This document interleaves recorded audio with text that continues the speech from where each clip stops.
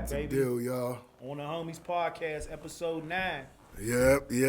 Episode 9, we back at y'all. Y'all see I got this bullshit jacket on. Let me address this first. Me, being from Cleveland, you know what I mean? My squad, Cleveland Cavs, man, they got their motherfucking ass whooped. So I just got to look in the camera and just, to the person I lost the bet to, I got my Knicks jacket on, you know what I mean? And it's all good. You got that off. So I'm going to wear this dumb jacket for a little bit. Not the whole episode. I'll wear this dumb jacket for a little bit, then I'm going to take it off and throw it back in the damn closet where it was at. So hold on, that was a part of the losing the bet. You had to wear it on the podcast? Yeah, or you man. Just had to wear it out? Because I mentioned that I had the damn jacket. Okay. Yeah, man, I was like, man, I got a Knicks jacket. I ain't wore that shit since the series. I was like, well, if you bet you got to wear that shit. Matter of fact, wear it on the podcast.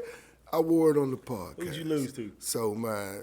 You don't even want to say that? I don't even want to. I'm not even giving you the dignity or shine of admitting that I lost to you. Swear. So, hey, it is. I got it on. I'm paying my debt. It is what it is. That's hard, too. Yeah, go New York, boo. Yeah, that's the old school the old school joint. I had this in the cut because the drip is just drip. Yeah, I mean, but, yeah, I pulled it out. You know what I mean? Whatever, Knicks. Boo-hoo.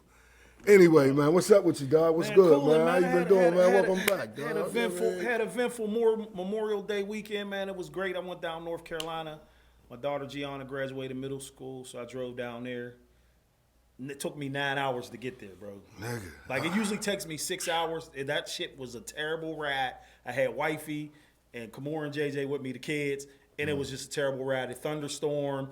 It was hydroplaning. Oh, my God. Somebody crashed on the highway. It set us back 2 hours. I had to ride through these raggedy-ass towns in West Virginia off the highway to get back onto the highway. Like, literally, I was in bumper to bumper. Hell.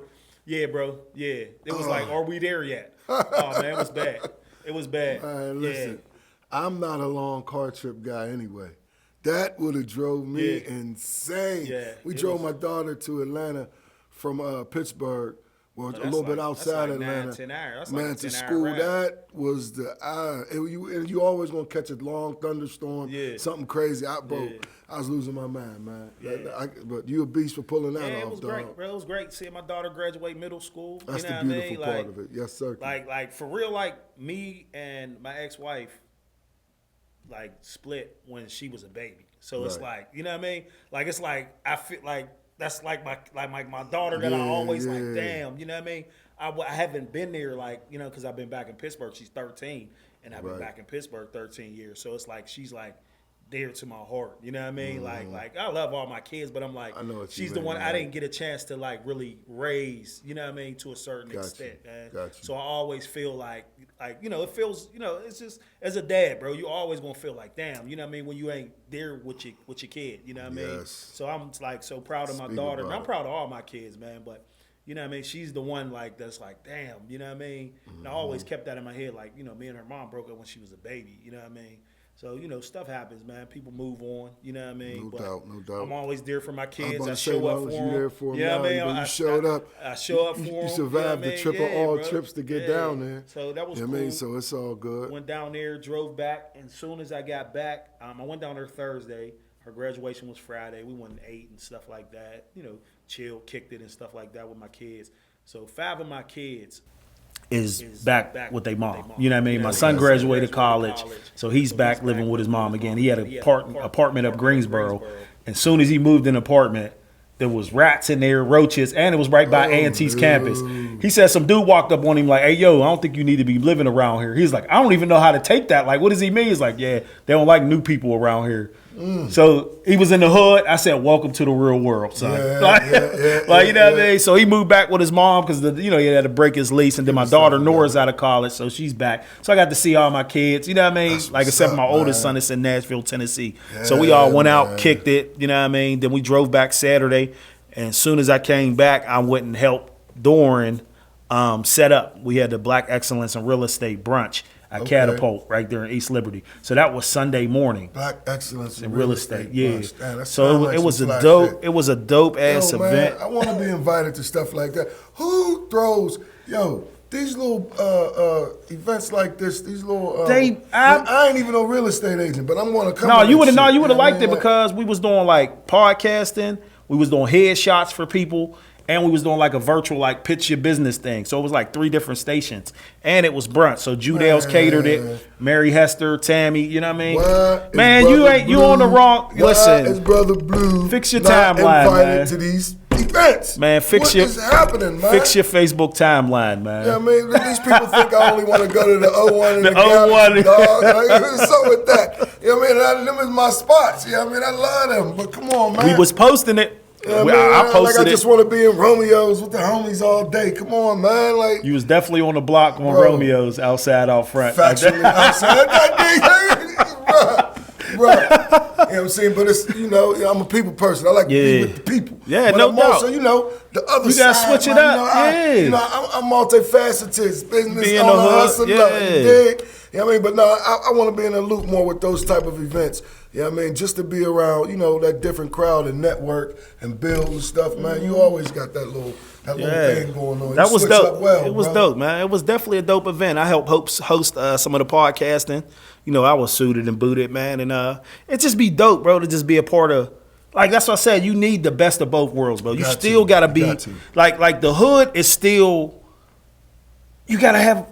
That's where you get your from the hood, bro. Yep. Like you still gotta be able to go to the hood, get love, show love. You know what I mean? But then you gotta be able to go to corporate events where the real money's at. You know what I mean? Like you gotta be able to you gotta be able to go to different places and just broaden your horizons. Because there's a lot of shit going on in Pittsburgh, and like people be saying, like, damn, I ain't know nothing about this. I ain't know. I'm like, well, shit, I was posting it. Mary was posting it. Tam, you know what I mean? People post it, but clean my time, shout out to my girl Mary. Shout out to Tam. Dorn was posting it, you know what I mean? So Dorn really like set that shit up, man, with that whole production. He did a hell of a job. That's what's up, Dorn. Shout out to my man Dorn. He get it done too, man. Another good partner of ours. Then right after that, I had to go help. I was co-host with Mike Dean and Jamal down at the Lawrence Hall with that event, that day party. How was it, man? Oh, man, you should have been there. You could have found you a wife in there, bro. Oh, I would have found a wife? Yeah, bro. You were supposed to come to that, the Lawrence Hall. I went to upstairs, downstairs. I went to Rico's day party. That was, it was a day party? I thought it was nighttime. Rico's day party was the same time at Lit. Okay. Oh, all right. I thought his party was at night. Okay. You know what I mean? Like, that's... okay. All right. That makes sense. Yeah. That's a reputable, popular brother from around the way. Doubt. You know what I mean? Yeah, all for the sure. So, we all went to that. Had to go to that and show bro some love. Shout out to Rico, man. Another dope party. Shout out to Lit, man. It's always booming. Lit been on the run. Yeah. Lit been having them booming events parties. You need stuff for older crowd. You know what I mean? Like, so that has been official. But, I seen the footage of that day party. And I seen... Yeah, I think you would have got a wife from in there, man, that day, some of them beautiful young ladies. I seen the queens in there. Shout out to y'all. I seen y'all in there, man. It was a nice time, man. Shout out to Mike Dean and Jamal, bro. They been putting it on. They working hard, man. I mean, they throw one every week. They'll be playing, they be on it, every week. We need something, though. That's how you do it, though. You gotta. I was just singing the praises about this earlier, man. When you find your lane, work that shit. Yeah. Like, why do people want to dab? And my man Goated Wings, Dick LeBeau and the homies, like, bro, they sell chicken. Right. They don't get into all this other shit. Yeah. Chicken in a brown bag at this time, come get that shit. Ain't no food. Give me with my motherfucker. I like that shit. Stay in your lane, man. They'll add fish on Fridays, fries. Yeah. Other than that, fuck off. You know what I mean? This is what we do. Yeah. I like shit like that. And I just dropped the video for them earlier today because I went behind the scenes. I think you got the behind the scenes shit, they got a new kitchen where they at. I in there just to be greedy. You know what I mean? It takes food shit in the background. Matter of fact, from now on, when you go to these soul food restaurants, you got to come I'm with me. coming with you because I want to test the food. Because Roxanne's catering, Roxanne and all her staff know this. I'm the secret food testing manager for Roxanne's catering on the low.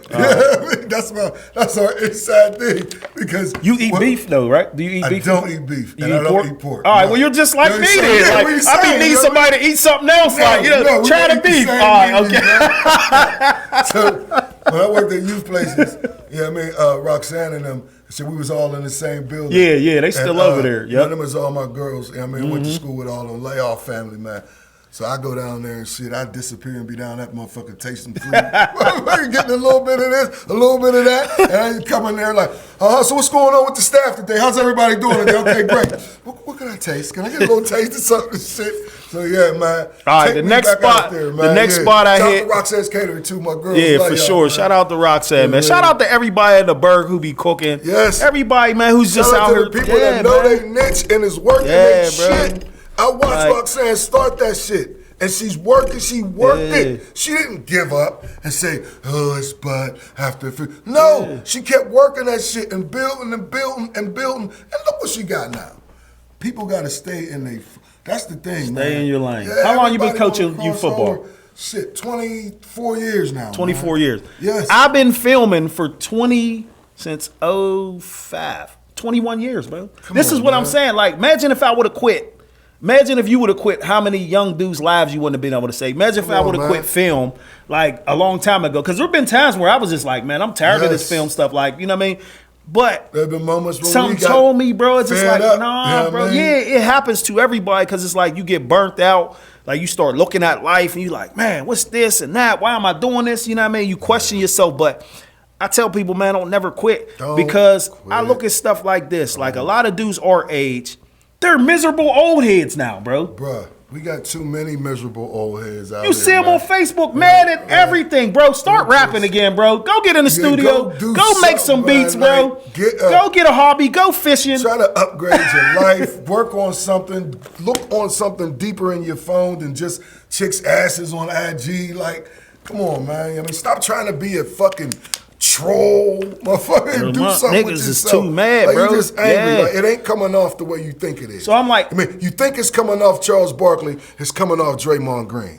Yeah, I mean, like it's not that sincere, good laughter, talk shit. You sound like you hating and you mad about some shit. And, yeah, I mean, like, come on, man. And it's really because a lot of dudes quit what they like doing, bro. Like, that's real. You know what I mean? Real, like, you have to have a hobby as a man. You got to have something that you like to do, bro. I don't care if you like carpentry. Some dudes is like, oh, I like building shit. You know what I mean? Like, you have to have something as a man, bro. You can't have too much time in your hands, bro.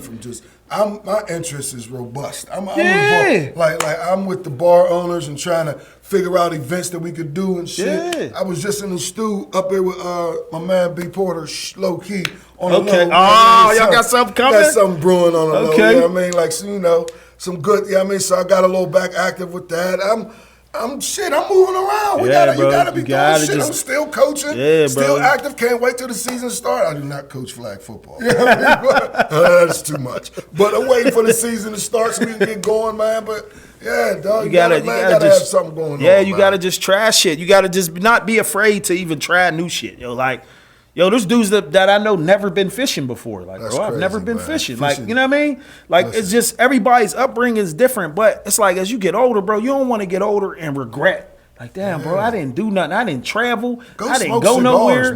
Yeah, bro, anything. Do something. Drive to Cleveland, nigga.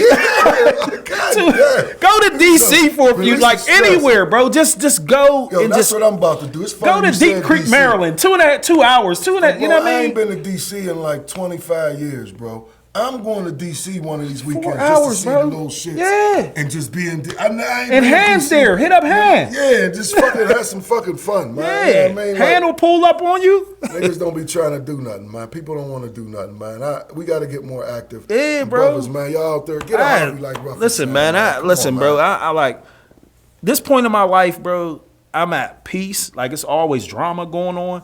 But, bro, we survived the streets, bro. The worst part of our lives, we survived, bro. Man, you know what I mean? Listen, man. We survived. Like, dead bodies, people's heads getting torn off, and like everything you could possibly see, bro. We seen it in the streets, bro. So at this point in my life, I'll be 47 in about 4 weeks. You know what I mean? June 24th. Bro, I'm like, bro, this is the cool part of my life, bro. As I get older, I'm not getting washed. I'm getting better. Hey, getting better, bro. Getting better, thinking things through, being more strategic, really finding your being intentional and working on that shit. Being intentional with what you trying to do. You just gotta have willing partnerships and them networkings and building with people who have the same like mind as you.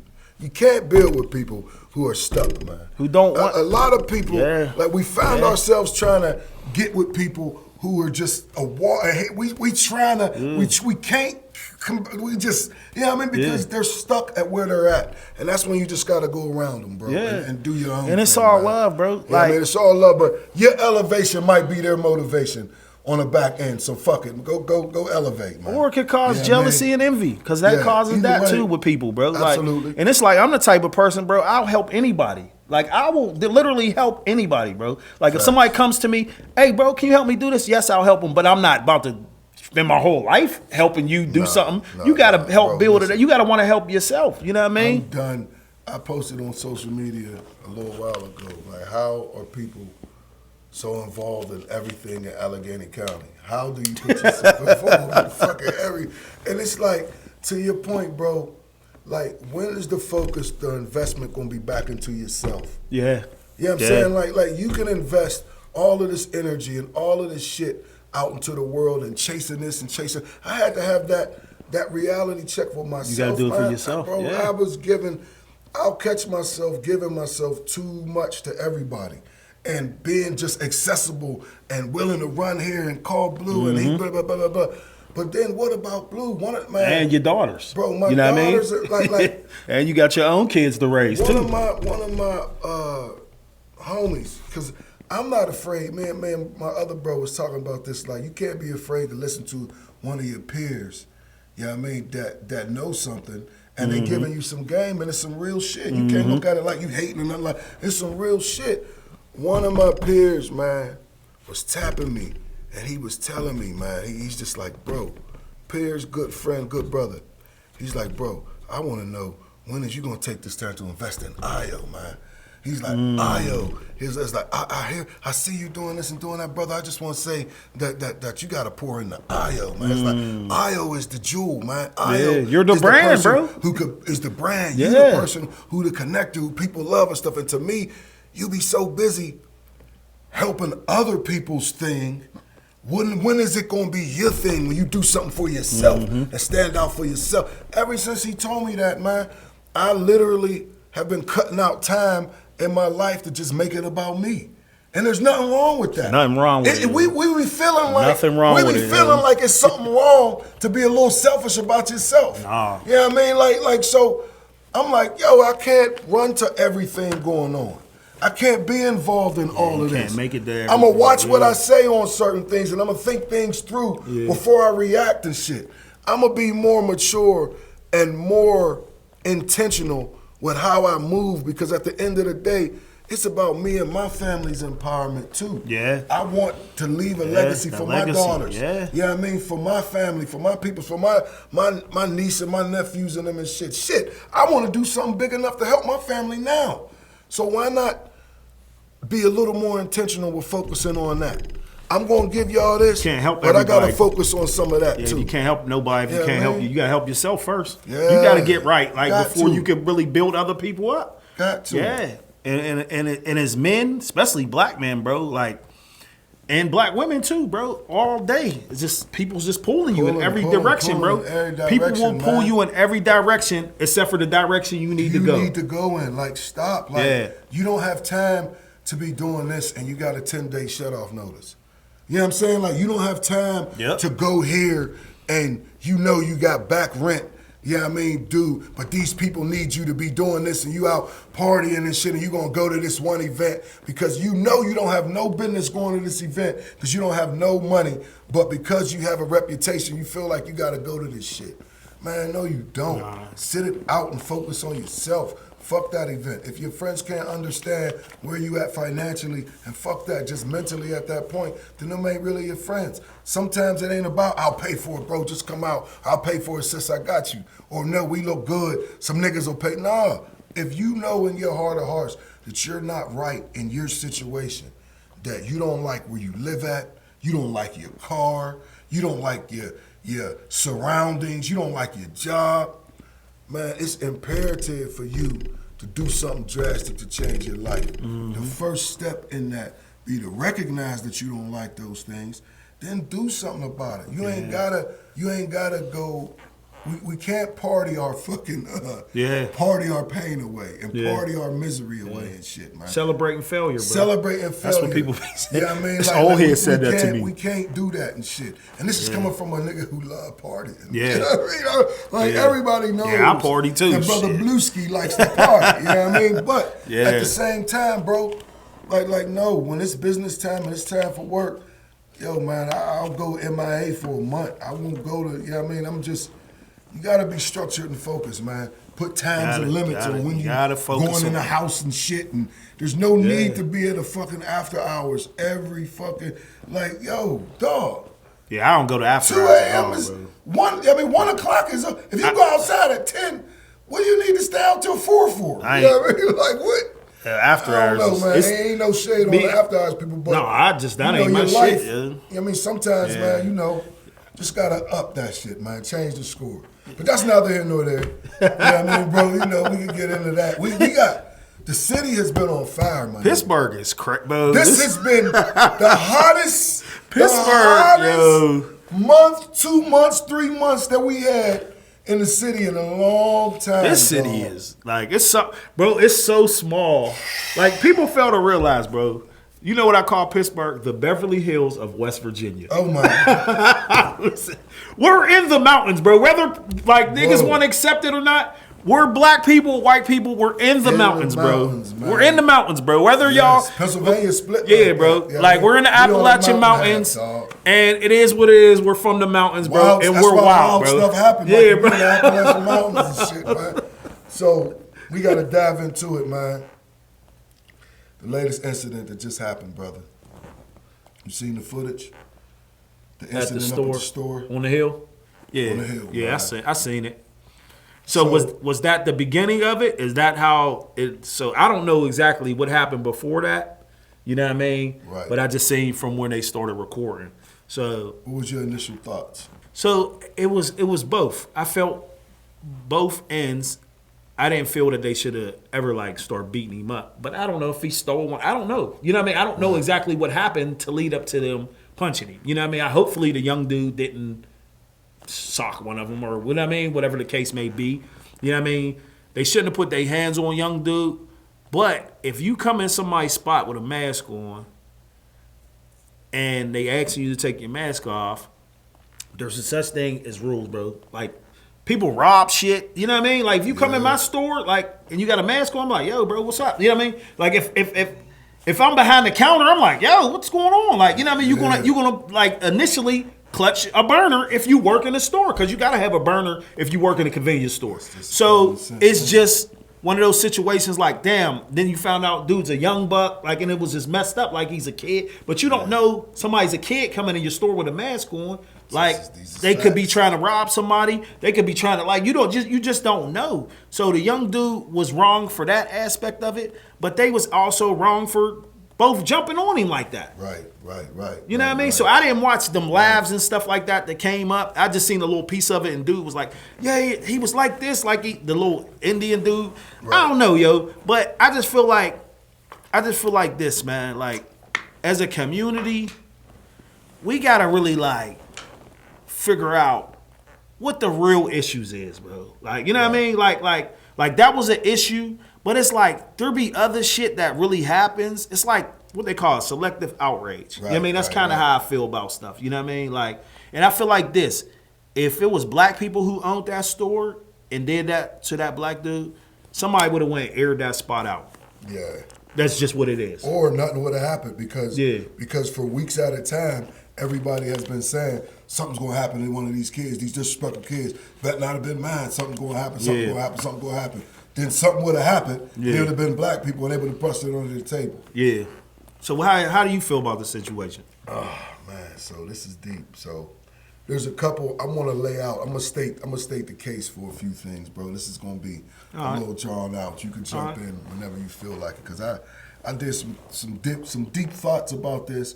I jotted some things down. I got phone calls from people and inboxes from people asking me to speak on this and why I haven't spoke on it. And once I got off the phone with them and explained to them why I haven't spoke on it, they was like, damn, bro, You're right. Yeah, I mean, like, I made sense to him. And it wasn't even trying to convince him. I just looked at it from a broader perspective. All right, so let's look at it on its initial, how everything got played. Well, no, let's start here. So, do you remember the movie Do the Right Thing? For sure. Do the Right Thing, popular movie in the black community. Radio Raheem when it for the younger people who don't know, Do the Right Thing is a movie by Spike Lee. It had us all in a headlock. It was when young black directors was getting bread from Hollywood to make dope content. So he made Do the Right Thing. The movie's basically about kind of sort of urban gentrification and outsiders kind of moving inside the neighborhoods. And are they becoming a part of the community, or are they taking from the community without actually giving anything back? That's the backdrop for everything else going on in the movie.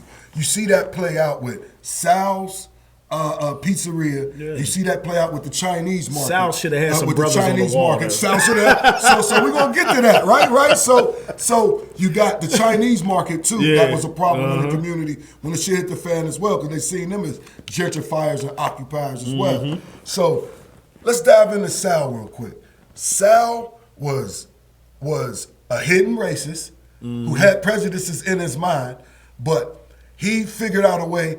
He was getting money off the black community, and he raised his family off of that money he made slanging pizza in the black communities. So he figured out a way to hide his closet racism and just go with the flow.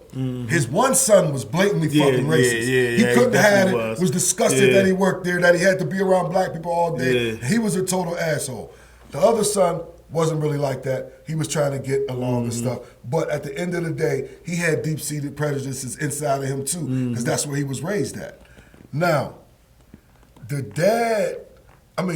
Sal's issue and the black community's issue, they raised a question. Yo, Sal, you've been in the community for all these years. Why don't you got no black people up on the motherfucking wall? Yeah. Sal's like, it's a pizzeria. Why the fuck should I put black people up on the wall at my pizzeria? It's like, yo, representation. You've been here selling to us for all these years. You don't fuck with black people at all. It's my joint. I ain't got a conflict. Radio Raheem. New age. Nowadays, back in the days, they didn't walk around radios like that. Yeah. So new age, he's an older white man from a different era. He has to adapt and get used to something that's never been used before, which is these radios and shit. It's annoying to him, he hates it and all of that shit. What did he do? He got annoyed after they was arguing and smashed the goddamn radio. All hell broke loose, riot, burned his place out. Replaced the radios with the Pooh Shiesty mask. Something new. That people of our ages and stuff ain't used to and don't like. Yeah, you cooking? And don't start a little bit, right? You know what I mean? Like now go to what Sal's problem was. You know what I mean? And adapting the new thing. So now take foreigners and put them in the place of a Sal coming in our communities. There is a history of long disconnects between foreigners coming to the black community and opening businesses and our cultures and things that we're used to. They've been bastardized by the things that they've seen on TV, just like white people have. They've seen the images of black males in those masks and committing crimes and things like that. That's blasted all over the TV and on the internet by people trying to do us harm, and by some of our kids glorifying this shit. Because hip hop culture is worldwide. So they've seen the dudes walking in communities with choppers saying, "Don't come here," with the mask on. They can act dumb like they didn't, but they've seen that shit too. You know what I mean? So with all of them, with all of those elements playing a part, and then there are foreigners coming over here. Spike Lee drew a lot of his inspiration for that heat and that violence and things that going on. You remember in Los Angeles, back in the days, a Korean store owner killed a black girl in the store, shot a black girl dead in the store because they thought she was stealing her, some little petty conflict, and they killed her. And it was riots and people coming at the store. Wasn't that little girl Tupac said in the song? What's the name? Natasha? I can't think of her name. Yeah. But it was that incident happened, and it was kind of a precursor to LA riots, and all of this stuff got built in, and it was a big emphasis on those people gentrifiers coming in the community and stuff. So that conflict of foreigners coming to the black community and doing that has been there. That tension has been there forever. You hear people say it in the hood, them Arab motherfuckers. We hear it, we all hear it a million times when all of them say it. But let's do a deep dive into them and where they actually come from. A lot of those people that come from, that we just throw out there called Arabs, are Arabs by definition, but they come from different countries. These people, a lot of the store owners from talking to them come from Palestine. You see what's happening in Palestine right now. They're Palestinians. Some of them had to get over in America by hiding in the trunk of a car, driving 100 miles, jumping out the trunk, swimming 10 miles, getting on a boat, hiding on a, like some of them, their circumstances, they didn't come to this country rich. And that's a disconnect that we have in the black community when we think about those foreigners coming here. A lot of them, because they wouldn't be working in convenience stores, bro. Bro, if you had bread, you're not. You ain't really working in convenience stores. They're coming here barefoot. Some of them living. I watched the African brother in Homewood do it on Mertland and Frankstown. He lived in the building, worked in the store, started bringing his other peoples over, living in the store and working in the store and earning money. And they told me firsthand, this paycheck I'm getting here is money. And when I go back home, I'm able to take care of my people sending money home. And when I go home, they all love me because I'm here working a job in America. Right. Their level of poverty and their mindsets is much different than their ours. Level of poverty is way worse than ours. It's worse than we could imagine. Our poverty is... And it's not to minimize ours, but it's worse than they can imagine. So they come from, and this is something else that we never take into account, is just because they're foreigners don't mean that they're naturally just bitch-ass niggas. Like, what if I was the hard motherfucker in Palestine, bro? It's just real quick. When I moved from Cleveland to Pittsburgh, in Cleveland on my block, 145th Street in Kinsman, I was the top ass kicker. Like for my age bracket, I was the rumbler of the street. Like everybody, this is no you ask my brother. I was the rumbler of the street.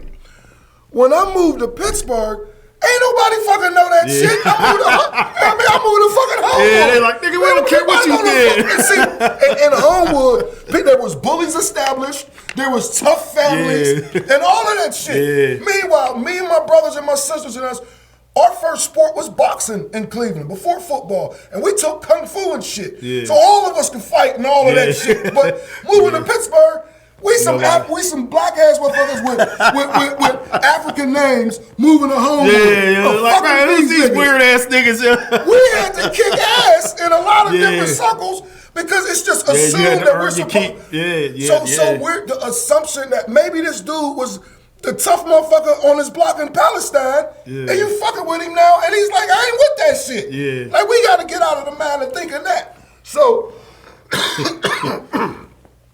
all of that is the backdrop. The history that we have with these people moving in our communities, where they come from and all of that collided on that one day. Right. Mass cultural differences. Now, youngin' walks in the store, has the mask on. They tell him to take the mask off. We only see the first video at first. They tell him to take the mask off. He's not taking, fuck you, I ain't taking the mask off, whatever. Walk to the back of the store. Somebody come from behind there like, yo, you gotta take the mask off, man. Take that mask, I ain't taking the mask, whatever. Words. Then we saw them fighting. That's the first video. Okay. Then we got the second video. See, I didn't know. Yeah, there's a second video, bro, of that whole scenario I just played out. They got by the door and youngin' stole off on him first. On the store dude first. And when he stole off, store dude reacted and they start thumping. His homie jumped in. See, I ain't know he stole him and first. He stole off on him first. So, and it's not no shame to admit that, but he probably was mad. Young dude. You know, you get mad, and if you back me up in the corner, y'all talking shit, and I'm talking shit, I think I'm tough. Y'all think y'all tough. I'm stealing off. You know what I mean? Young Buck stole him first. Okay, so he stole him first. Once you make that decision as a young man to steal off first, then that means you're consciously with whatever happens next. You know what I mean? Like, so he was blaming them all over the place. Like, he held his own. Like, youngin' was, you know what I mean? Like, so they fight, whatever. Get into the situation, get broke up, and all of that. The reaction from the community, which is natural, outrage, upset. Everybody's wondering why these people jumped on them and all of the above and cussing them out and stuff.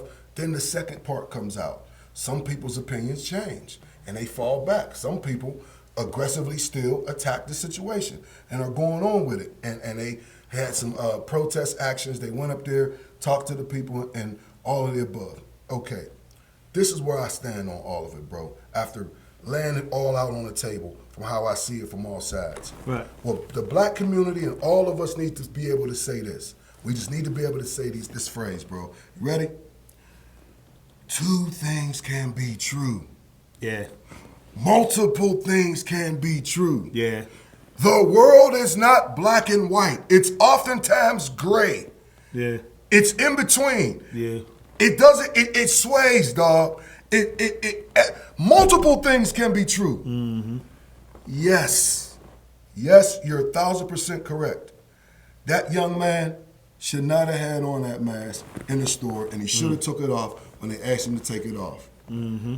Yes, you're 1,000% correct that those two dudes should not have jumped on him like the way that they did. Yeah. You're 1,000% correct. Yes, you're correct for being upset as a black person in a black community. As a store building owner, yes, you have a right to be upset that everybody's making a fuss of this and they didn't come and get a conversation with y'all first to work it out. Everybody has a slice to be correct in this situation. Everybody does. When you lay it all out, bro, it is the perfect storm for all of this mayhem to happen that took place. But multiple things can be true at once. And the lesson in that is what we need to say to our kids. That is a lesson that people seem to have a problem with articulating, so I'm going to articulate it for us. Young people out there, in some instances in life, in the places that you go, you can't do whatever the fuck you want to do. In some instances, there's going to be rules. You have to abide by those rules. You might not like those rules. You might disagree with them, whether you on a bus, riding somewhere, whether you walking in the store. You have to be able to listen to rules. Yeah. Those masks, those masks that y'all like to wear and that the kids like to wear, parents, kids, bro, you can't tell me any positive thing that those masks have brought to the black community since kids have started wearing them every day. You could be upset with what I'm about to say or whatever the hell, but the truth is the truth. Only a person who is covering their face up because they're trying to do something nefarious or illegal or something is the reason why people cover their face up with masks. Only a person, that is the thinking that a lot of us older people have. So when you wear that mask coming towards us, there's been so many times where old heads have been clutching. You've been around dudes that have been, because they didn't know what that mask meant. Or coming in the store, just at the J. Miles Center downtown, you are not allowed to wear a mask in there. And if you wear a mask in there, I have signs up telling you to take it off. And if you keep that mask on and want to get smart with me, I'm kicking you out. And then I'm going to follow you down on the elevator if you talking shit about it to make sure you ain't talking. You ain't trying to do no tough shit. Yeah. Like, that's how I feel about those masks, and others feel the same way. And I'm afraid that just by us not keeping it real and having that real conversation just about how dangerous the mask is leading to more harm, possible harm for our young people. Yeah. So, like I said, multiple things can be true. We know what incident happened, but at the end of the day, that incident all started because of that damn mask. Because of that damn mask. So let's zero in on that mask and the damage that it has done to our black community and what it could possibly do to other young people in our black community. And let's finally get rid of those goddamn things. All right? That was my soliloquy, bro. I had to get that out, bro. Hey, listen. I thought about that. Homies, bro. I thought about this Marlon D. That was on a Homiezz. You laid it out. I wanted to lay this out, laid it out for people to just see this clearly, man. Nobody's feelings is being neglected, but you got to see the wider picture in some of these things and why you feel the way you feel, how deep the history is on this stuff, man. This is not a new topic. Get rid of the shiesty mask. Man. Yeah. Remember we used to have the one little mask? The ski mask from our era and shit, man. I mean, like, And you only wore them when you was going to go do some dirt. the ski mask and the rider gloves. Yeah, you couldn't wear no mask back. Like you couldn't even walk around with a ski mask because it just looks shady. It looked like you about to do something, or you running from somebody. It's unheard or you of, wearing a bro. mask because you don't want people to see who you are because you got so many people wanting to do something to you. Come on, man. It's unheard of to walk around. Think about that, man. You want people to think you're you know what I mean? If you got a mask on, bro, you want people to think that you're shady and you're up to something. Yeah, and there's no other reason to wear a ski mask. You can't do that in a city, in a state where you can legally carry a firearm, man. Like, why do you want to make a person who has a gun on them legally feel threatened because you have a mask on and you're just mean mugging and doing some more? You're like, yo, people be nervous, man. That's why I'm just... Yeah. That is what makes me afraid for our kids, and people don't talk about that, man. Like that mask shit is one of my biggest fears, man, because they didn't know how old he was. You won't know how old somebody is, man. And then the community, I just don't want it to happen to none of our kids, man. Yeah. Get rid of the fucking mask, man. Get rid of the shiesties. Mm-hmm. And we see with Pooh Shiesty, he just... He the shit that it's named after. You know what I mean? Look at kidnap Gucci, man. Yo, like, come on, man. Like...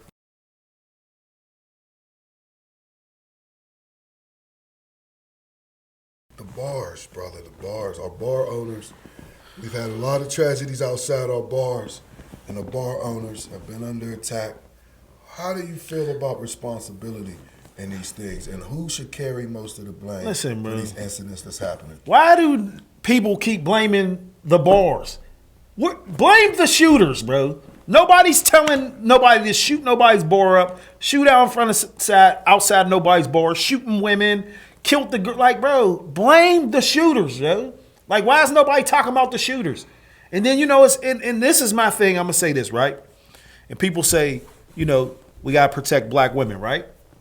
So I'm sure whoever killed the girl out in front of 804, I'm sure he got a mom. He probably got sisters. He probably got aunts. He might have a daughter. He might have girl cousins. Turn that nigga in. Bro, you preaching, man. You preaching, bro. Why? Protect black women until it comes to our own families. We let people in our own family do the wildest shit. And we protect our family still. Like, this nigga has a family. Whoever did it has a family, bro. But we talk about protect black women, but his family's protecting him. Yep. Period. Yep. So it's just like, it's a lot of different ways you can go about all these situations. But I'm like, you can't blame the bar owners because the bar owners, they got security. Security's trying to do their best. Then the one girl's got drug out because they was fighting. Then the security tried to pull her up, and then she started kicking at him, and he drug her ass out. He drug her, so it's just so much shit going on. People think you can just come in black people's places and there's the OK Corral. Like, we literally had a bar in Belsuva, Reds, right on Warrington, right by the junction. I remember, man. Reds was the OK Corral, and I'm going to keep it 100. We used to be in Reds. Dog, never. I've been in Reds once in my life and never went the fuck back. Bro, Reds is from here to there, like that big. Yeah. I seen a shootout in Reds with two people in the bar, from this part of the bar to the back part, and everybody's like this on each side on the stools leaning down. So I've seen at least 5 or 6 people get shot in Reds. It was the OK Corral, yo. It was literally like the Western. These motherfuckers kicking the door, tumbleweeds,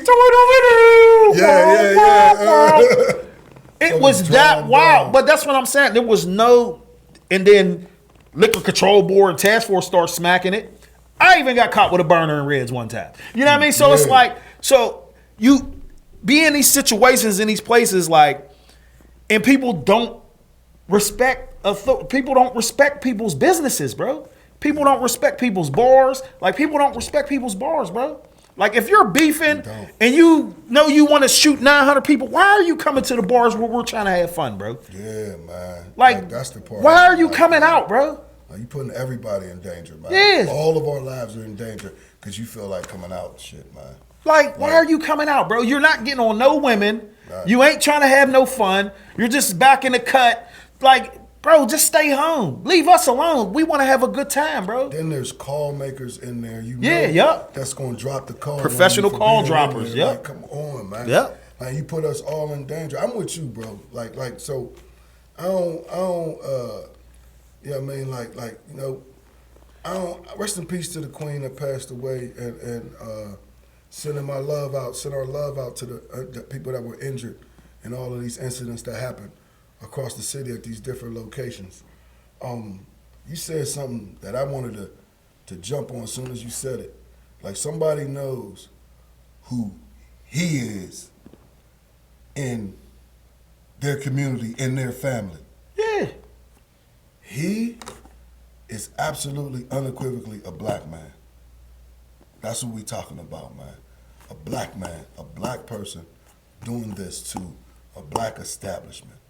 That's the part that's sickening to me, man. That's the worst to me. Like, man, bro, it's like we have a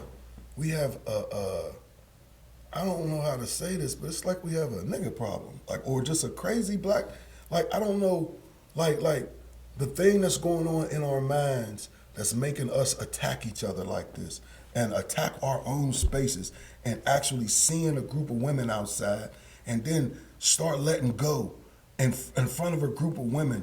Like, I'm one of them people that don't say there used to be rules. There was never rules to violence in the black community.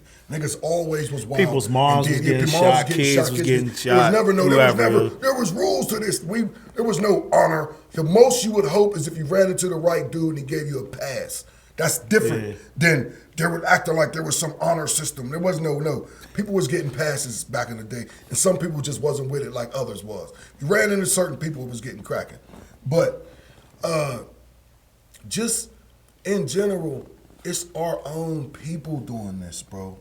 This is what's irking me with all of this. Like, there's nobody I seen back in the day an interview with Farrakhan, and they was asking him why don't he go out and march, and he was like, who the hell I'm gonna go march against, my own damn people?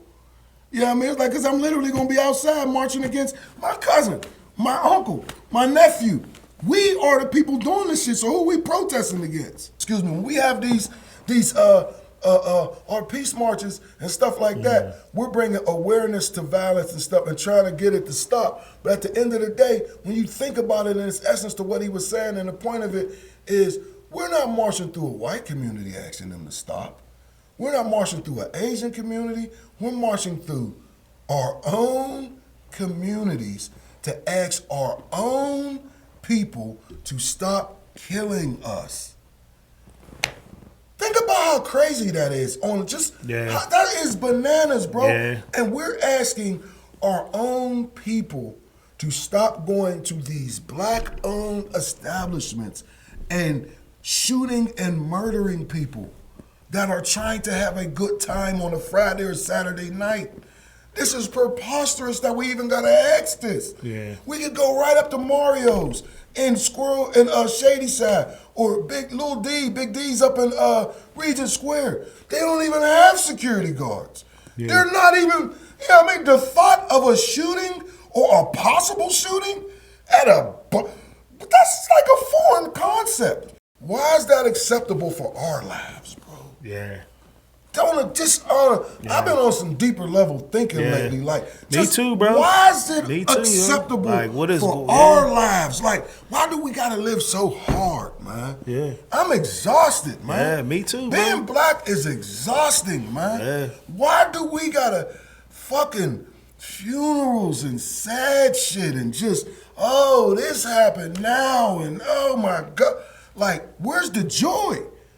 You know what I mean? There's no joy in this, man. And we let these merchants of death just, like you said, just live amongst us with no repercussions, nobody outraged, nobody going to police stations or anything to protest, or nobody asking for detectives' names to call them and ask them how the case is going or anything like that. We just gonna focus all our energy on the person who's trying to open the door and give us somewhere to go. Right.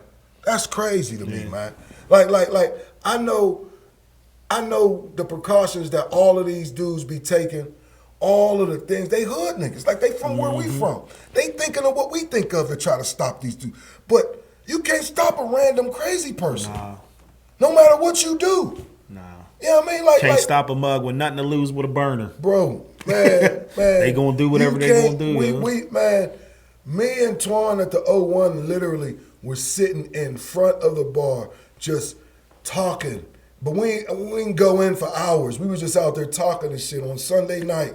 It was cracking. Mad people going in. We just talking about the bars and the violence and all of this stuff and how we try to keep things under control, blah, blah, blah.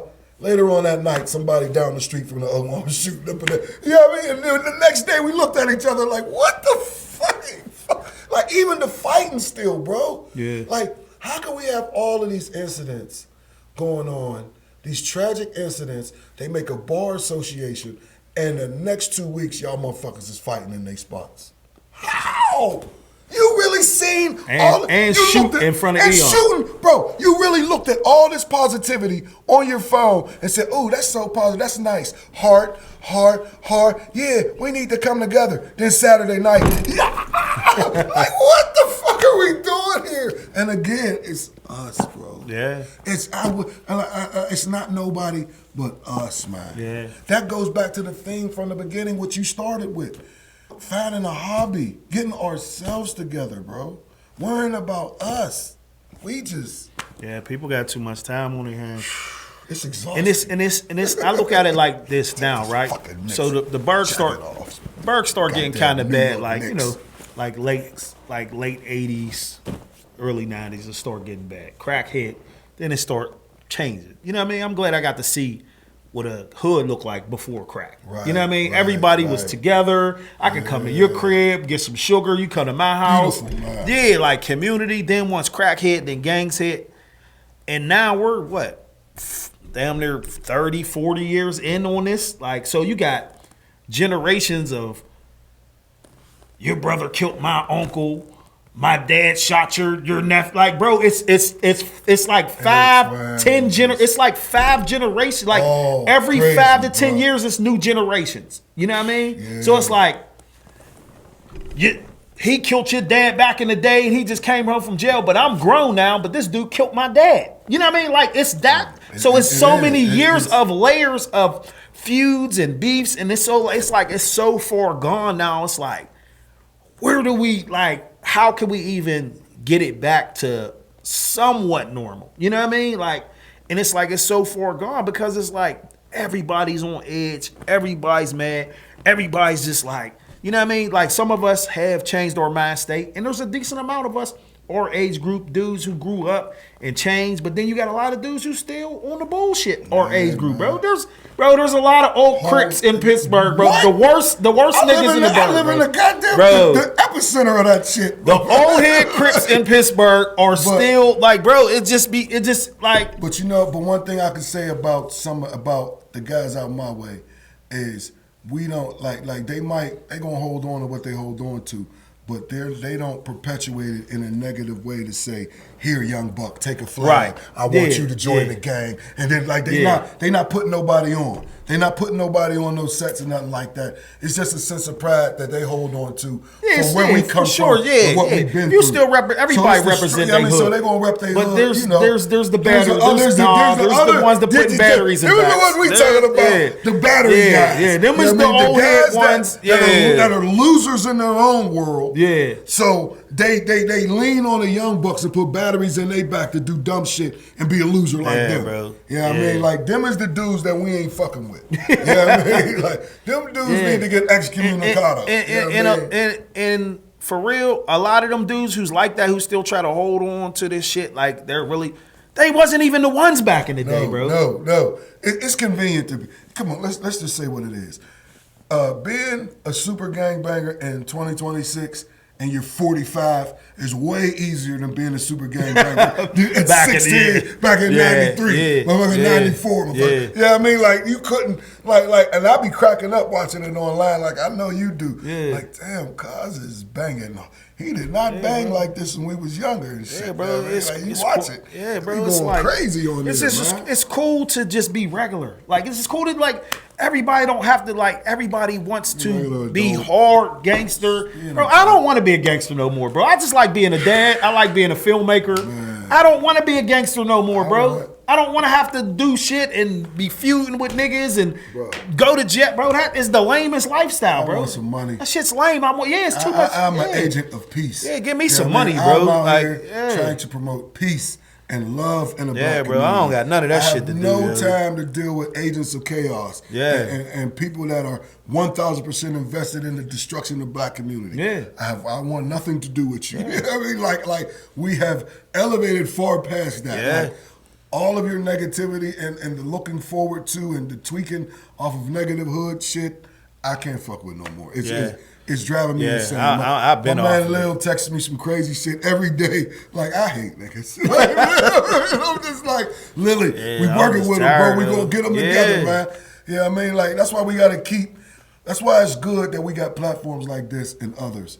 Because we gotta be able to touch on real conversations and real shit that people don't really talk about too much, man. Like, it's too much on the surface fluff conversation.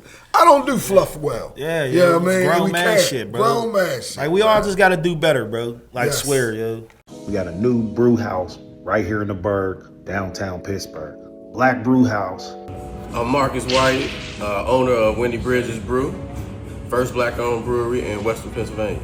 And I am Erica Turner, owner of TLC Libations, first black woman-owned distillery in Pennsylvania. Sitting in Black Brew House, which is a tasting lounge in downtown Pittsburgh of TLC Libations and Wendy Bridges Brewery. In addition to, we feature any black brands that were created in Pennsylvania, including beer, spirits, whatever that may be.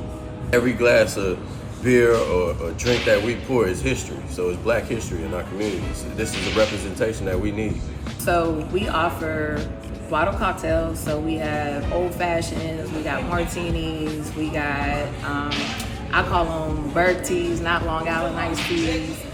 He has cream ales, sours, we're gonna have a couple IPAs this summer. Anything you want to drink. All right, now y'all gotta give me some drinks to test the drinks. Okay. You gotta give me the testers. Y'all gotta see how many.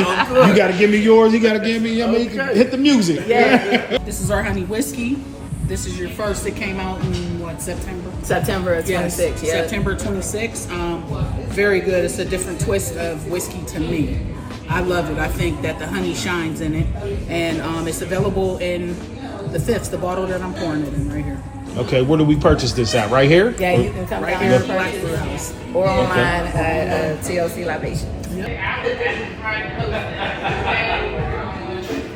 The hit got a nice smoky flavor to it. That's how I like my whiskey right here. So this the cream ale? This the cream ale. Okay. This the beer that tastes like beer, made by black hands. Okay. Appreciate it. So I'm more of an IPA beer drinker. That's really what I drink, but I like this. Would you expect like a slightly bigger crowd? So about halfway. Right here, this is the old fashioned. Boom. Take the straw out. What? Your beer? No, Official. I want. So we are open Thursday. Right now we've been open Thursday 4 to 12, Friday 4 to 10, Saturday 12 to 10, and Sunday 12 to 6. Yo, go support Black Brew House, the only black-owned brewery in Western PA. And we back on Yes, the Homiezz yes. podcast. Let's go. Yo, big news from the sporting world in Western Pennsylvania, man. What done Big happened? news. What done happened in Western PA? Finally went down, man. Every youth football team in Allegheny County is playing together in one league, man. Finally, one league. Wait, hold on. All the black teams. All the black teams. Okay, all right. All the I other know the white too. teams ain't coming. No, Bethel Park and them ain't coming. Yeah, but all of the teams, man, all of us, our whole league, Homewood, Garfield, Northside, Wilkinsburg, Hill District, all went over and joined The league y'all was the in other before, league. before we got kicked out. Yeah, kicked out and shit. Yeah, I mean, so Because they said niggas don't like rules. they ain't like rules, dog. You know, we was a little rowdy and we was winning. You know what I mean? No rules and winning out of there, right? But Miss Tanya and the good brothers over in the league voted, got us all back over there. So So how y'all many together teams is in now, that man. league? It's like league, almost 22 teams. leagues. That's It's like dope. 22 That's like teams. that's like a real NFL it's type some real league, bro. football shit going Yeah, on, that's man. dope, We got an AFC conference, NFC conference. You know what I mean? Homewood, they got us in the side with Stowe Rocks, the West Side, all of them. You know what I mean? Like, so we ain't in the same division as the Hill and Garfield and all of them. Okay. They all in one division. Okay. So they split it up crazy. You know what I mean? To where we ain't all just playing each other again. So it's gonna be live, dog. This is what the city needed, the county needed, and this is gonna be dope, man. This is gonna be Definitely gonna be yeah, dope. man, it's gonna blow up, man. You know what I mean? Homewood's big team. Watch yourselves. That's all I'm gonna say, dog. Watch yourselves. You know what I mean? Hey, it's gonna man. get real. It's gonna get real aggressive in Homewood this year, baby. Every level going all the way up. Watch yourselves, man. Yeah. Man, shout out to the homie KK, man. Southside Bears, man. Southside Bears been Southside all right Bears. lately. Yeah, man. they You know what I are. mean? Southside, yeah. Shout out But to no, KK listen, and Tears, man. They have Listen, been, bro. man. The Southside been I decent, love the man. Southside Listen, bro. Bears, man. Hold on, bro. Like, I gotta go back because we was never butt, bro, on the South Side, bro. When we was Bell Silver Browns, we was hard. Well, Super Browns was hard. I ain't gonna hard. carry you. Y'all was hard. Y'all was hard. But all of our kids, past tense. hold on. No. A lot of our kids, nah, man. I'm put this out there. teasing you, man. A lot of our kids from the South Side play for other teams, bro. No, that's real. That's real. No, listen. That South Side unit and the things that they putting together. What people got to understand, youth football winning organizations don't happen overnight. Dog, take you time. got to start. It starts with movements and making it a movement versus just a youth football organ. No, it's a movement. The parents got to talk it. The kids got to walk it. The coaches got to talk it and walk it. It got to be a movement. If it's called whatever the hell, that whole neighborhood got to embrace it. You know what I mean? Like, that's what it is. And to me, they built that culture on the South Side now to where it's that. Yeah, like they have when we go over there for our Reach cookouts that we have, and when I go to games over there, it's cracking. You know what I mean? It's people, it's live. So shout out to y'all, man. Y'all got it cracking. And I like to see that in everybody. Like Lawrenceville had it cracking. Like teams that traditionally, because we ain't got to make no bullshit lies about it. Like the Blue Bloods, you know what I mean? Like Homewood, Garfield, you know what I mean? Wilkes, like, we've been around 40-something years like that. So in seeing other organizations, the West Side, what they got now with Marty and them and seeing other organizations build movements better, and have the parents into it, rabid fans, that's what make it really cracking, man. Stowe Rocks, like we ain't never had no interaction with them, but they got a rabid fan base. Like they cracking. Like I love that, man. I love seeing all of that, for man. Major League Football, man. It's going to be one of the best years we ever had, man. It's going to be official, yo. I love it, man. I'm so happy. I can't wait till we start. So I seen a team that was like this. Is there a Seahawks or something? Yeah, it's a Seahawks so team, who's man. the Seahawks? So the Seahawks. They got the Seahawks, Seahawks jerseys. I mean, the illest, bro. So they're in the. I would say they're an East Side based team. Shout out to my man Dame. What's up, bro? Are they the one team that, wasn't there a team called something that used to play up Lincoln?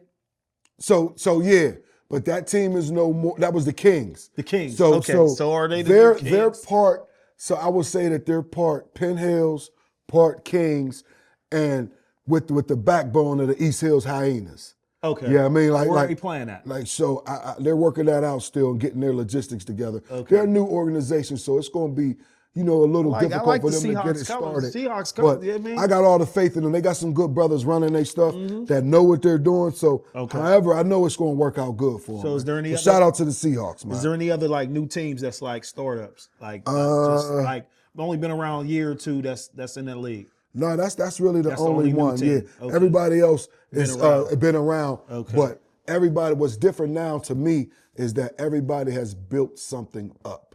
Like everybody has a culture now. Okay. I don't feel like nobody is just a pushover or you go to their stadium and it's going to be ass with no fans or nothing. Everybody has built up some type of culture, man. That's the dopest shit about it. Hey, man. I ain't gonna hold you. I was feeling bad for y'all league, man. Like the last few years, man. It was like two teams. Homewood and Hill had to play each other every week, yo. I'm like, yo, they got a Tecmo Bowl Tecmo Bowl 1 league, bro. Remember Tecmo Bowl? He had like 6 teams on it. We was having fun though, man. Yeah. But I ain't gonna lie. I had to get a team from. What did I get a team from? Erie or something? Baltimore, bro. I was like, damn, these I ain't niggas. gonna lie to you. I wanted to leave better. I wanted to go back, man, because we loved playing. Like I told them, we was having our meeting to get us voted in and shit. It was like, so how'd you feel about being in the league last time? I was like, We never wanted to fucking leave. We love this goddamn league. Y'all kicked us the fuck out. Yeah, the fuck, you know what I mean? We didn't want to leave. But yeah, man, shout out to everybody involved in that. All of the brothers that voted us in, man. Youth football Shout out is to all back. the young dudes better like than Dream ever. Shots, man. Dudes that who be capturing all the midget, the youth football, man. My man, GOAT, Dream Shots. Yeah, man. There's a lot of young dudes running around, Cobra, man. Diablo, all of y'all dudes who's covering youth football, man, and keep it active and help making it pop. Shout out to y'all, man. Much love, salute, man. Dream Shots, little John is like him and Cuddy. Cuddy got GOAT, man. Them two little dudes is from our organization. I coached them. I've been knowing John literally since he was born. You know what I mean? Like watching them turn into what they did and the motion that they got and just taking this film shit to another level, man. Shout out to y'all, man. Much love to y'all, man, for sure. Cause I had did a little bit youth football. Cause I always loved, I love the youth football. I remember I came filmed y'all game from the north side. So that's a mini documentary I got. I'm gonna post that in a day or two, cause it's riveting. That shit is like. Yeah, y'all went in the 5 overtimes. Yeah, all my cameras died. All of I start filming on my iPhone, bro, because all my phones died. Y'all went in the 5 overtimes against the north side. But I'm so busy I can't dedicate. But I love that the young dudes, Dream Shots, and all the young dudes and did it, man. really is investing in that youth football. You know what I mean? Because I used to go to the Southside Bears games, and I'm like, nigga, I'm down here from 7 in the morning till 5 o'clock. I'm like, man. It's dedication, dog. So it was a lot. But it make you respect the people who run the organizations, everybody who's involved in youth football. It's a thankless job. Bro, I keep telling like you're not getting that, paid. Ain't nobody. The parents is mad at you all day. Bruh. Like it's a lot with youth football. But the people who do it, I respect it and I love it, man. All the coaches, man. All the presidents of each organization, the moms, the people in the concession stands, like the cheerleader coaches. Yes. It's a lot that goes into that, bro. Shout out to y'all, man. Yo, cheer bowl this year. Y'all got the Homewood Dogs coming to that cheer bowl, so watch out. We winning that too. You know what I'm saying? But no, shout out to the cheerleaders too. They don't never get the love as it's football. Yeah. But always shout out to the cheerleaders and their coaches, and much love to y'all too. It's something for y'all to do, and I love the battles. Yeah, I mean, we got to get them battles cracking at halftime.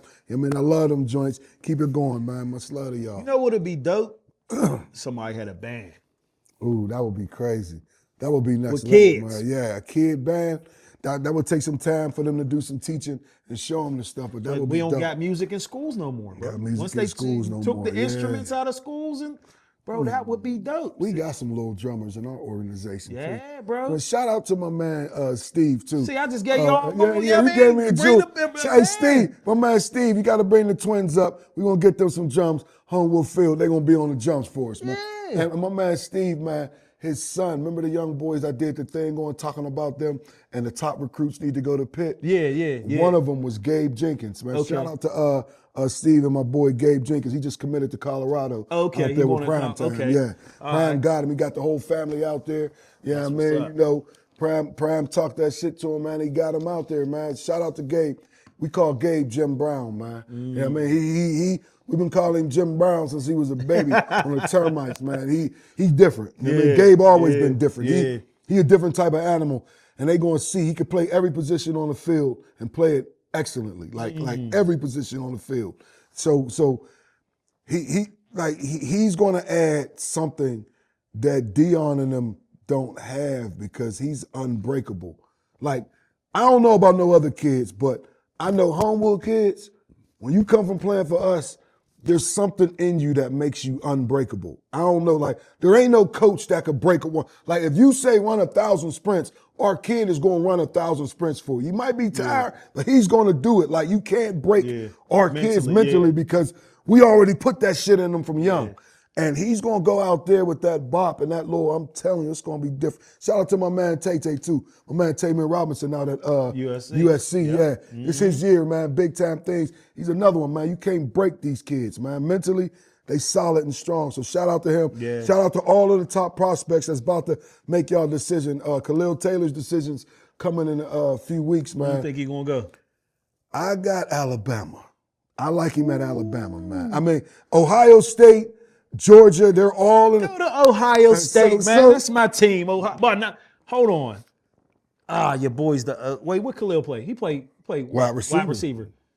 He got what's his name's the OC now. Don't go to Ohio State, man. We just had what you call it from the weak ass- Steelers? I can't even think of Yeah. his name. He's so trash, man.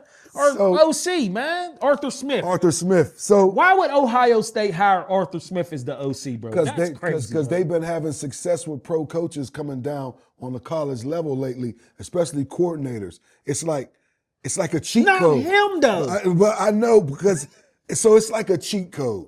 They're going to see college field as the dynamics of a field is bigger and was wider than an NFL field. It might be 100 yards. He's going to be out there He's with gonna three see tight how wide- ends. Bro. He's going to be wide open with it. He's going to be out there like with this. three. Hey, well look. Ohio State is home of wide receivers. Yeah, bro. it is. You know what I mean? Well, Ohio State, he on a short leash. They'll get your ass out of there in 1 year. Oh, yeah. You fuck up 1 year, they gone. Bro, You he's know going what to I be mean? running Like, so- 3 tight ends at Ohio State, 1 wide receiver. Bro, get him. Bro.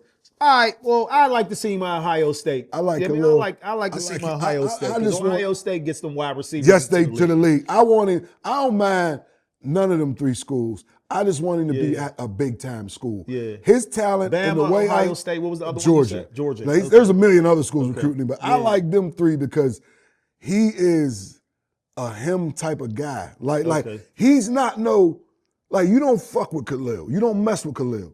You give him the ball the day he steps on the campus. Like there is no there is no red shirt and all of that. He got to pass this and this senior that's not going to the league or nothing anyway. No, dog. Khalil is Malachi Tony for Miami. Khalil is a freshman you put on the field day one and you give him the ball. There ain't no Gabe is a freshman. You start from day one and let him run kicks and stuff, and you start him at safety.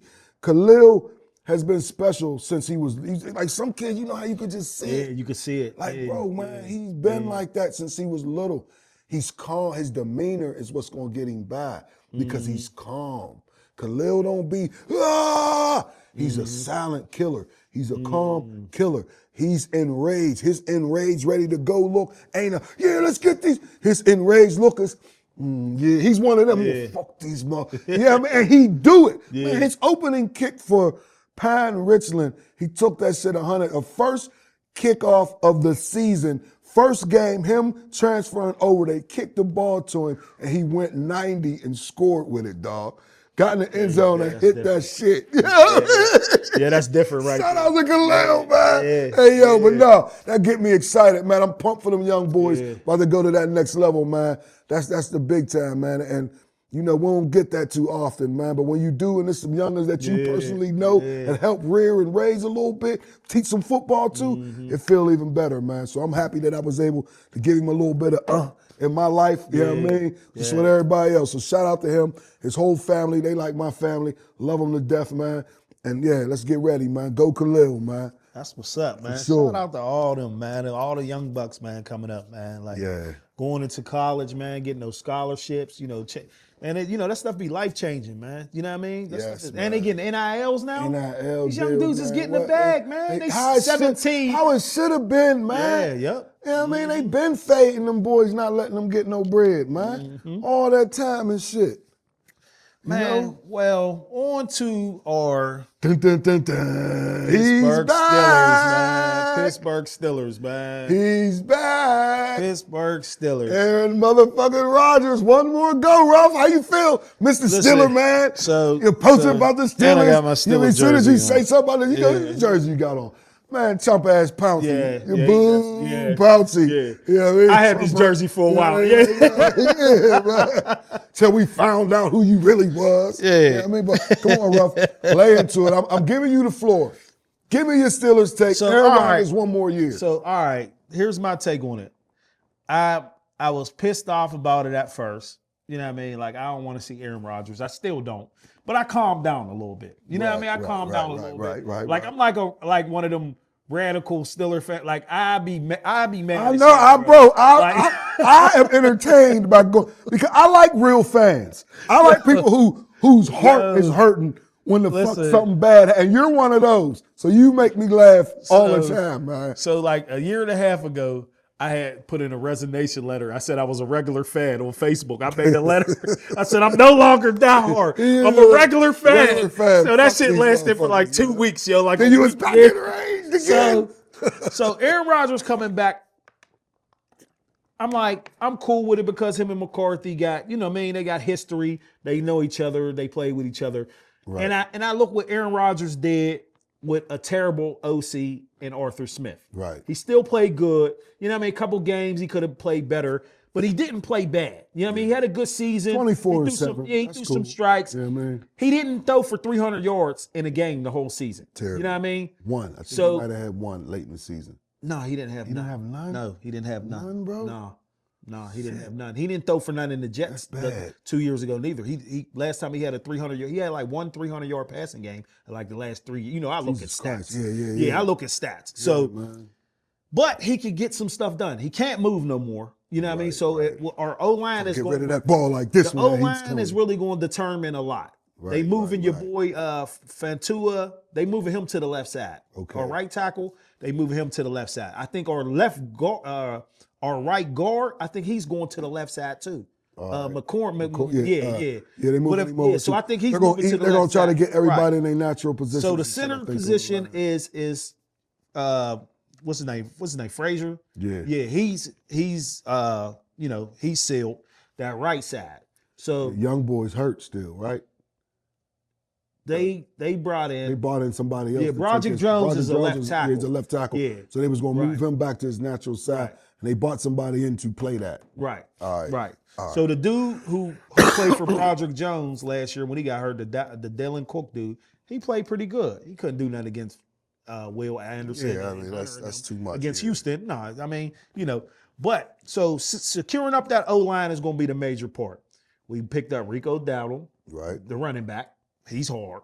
He's official. Yeah, From he Carolina is. and the He is, Cowboys. he is. He's good. official. He's official. You know what I mean? I love He Rico can run Dowdle. that rock. Yes. We got Pittman, wide receiver. We got a number 2. Pittman's a beast. We Yes, didn't he have a is. number 2. And he's big. We have Yeah. big. We have 6'4". big receiver. Yes. Yeah, yeah. He's a big Yes. receiver. Yeah. DK's already, you know what I mean? So we got them 2. Then we got your boy Jeremy Bernard from Bama. Sweet as fuck. He's I gonna love be him. the number 3. I loved him at Alabama. He's hard. Yeah, he's yo. hard. He's official. He's the one that's going to shock Yeah. fans when they Yeah, see he's him official, moving yo. around. If you didn't really In watch space? college football, Oh, man. when you get a load of him, and he's a gadget guy. He He's can do patient. Yeah. everything, yo. So yeah, he's one of those guys.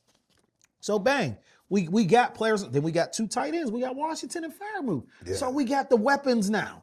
Right. We have the weapons. It's going to be on the offensive line and the plays they dial up. Mike McCarthy, when he coaches, bro, his offenses be good, bro. Yeah, they are. They are. His offenses be good. They be good. Dak Prescott had his best years under him. Yes, he did.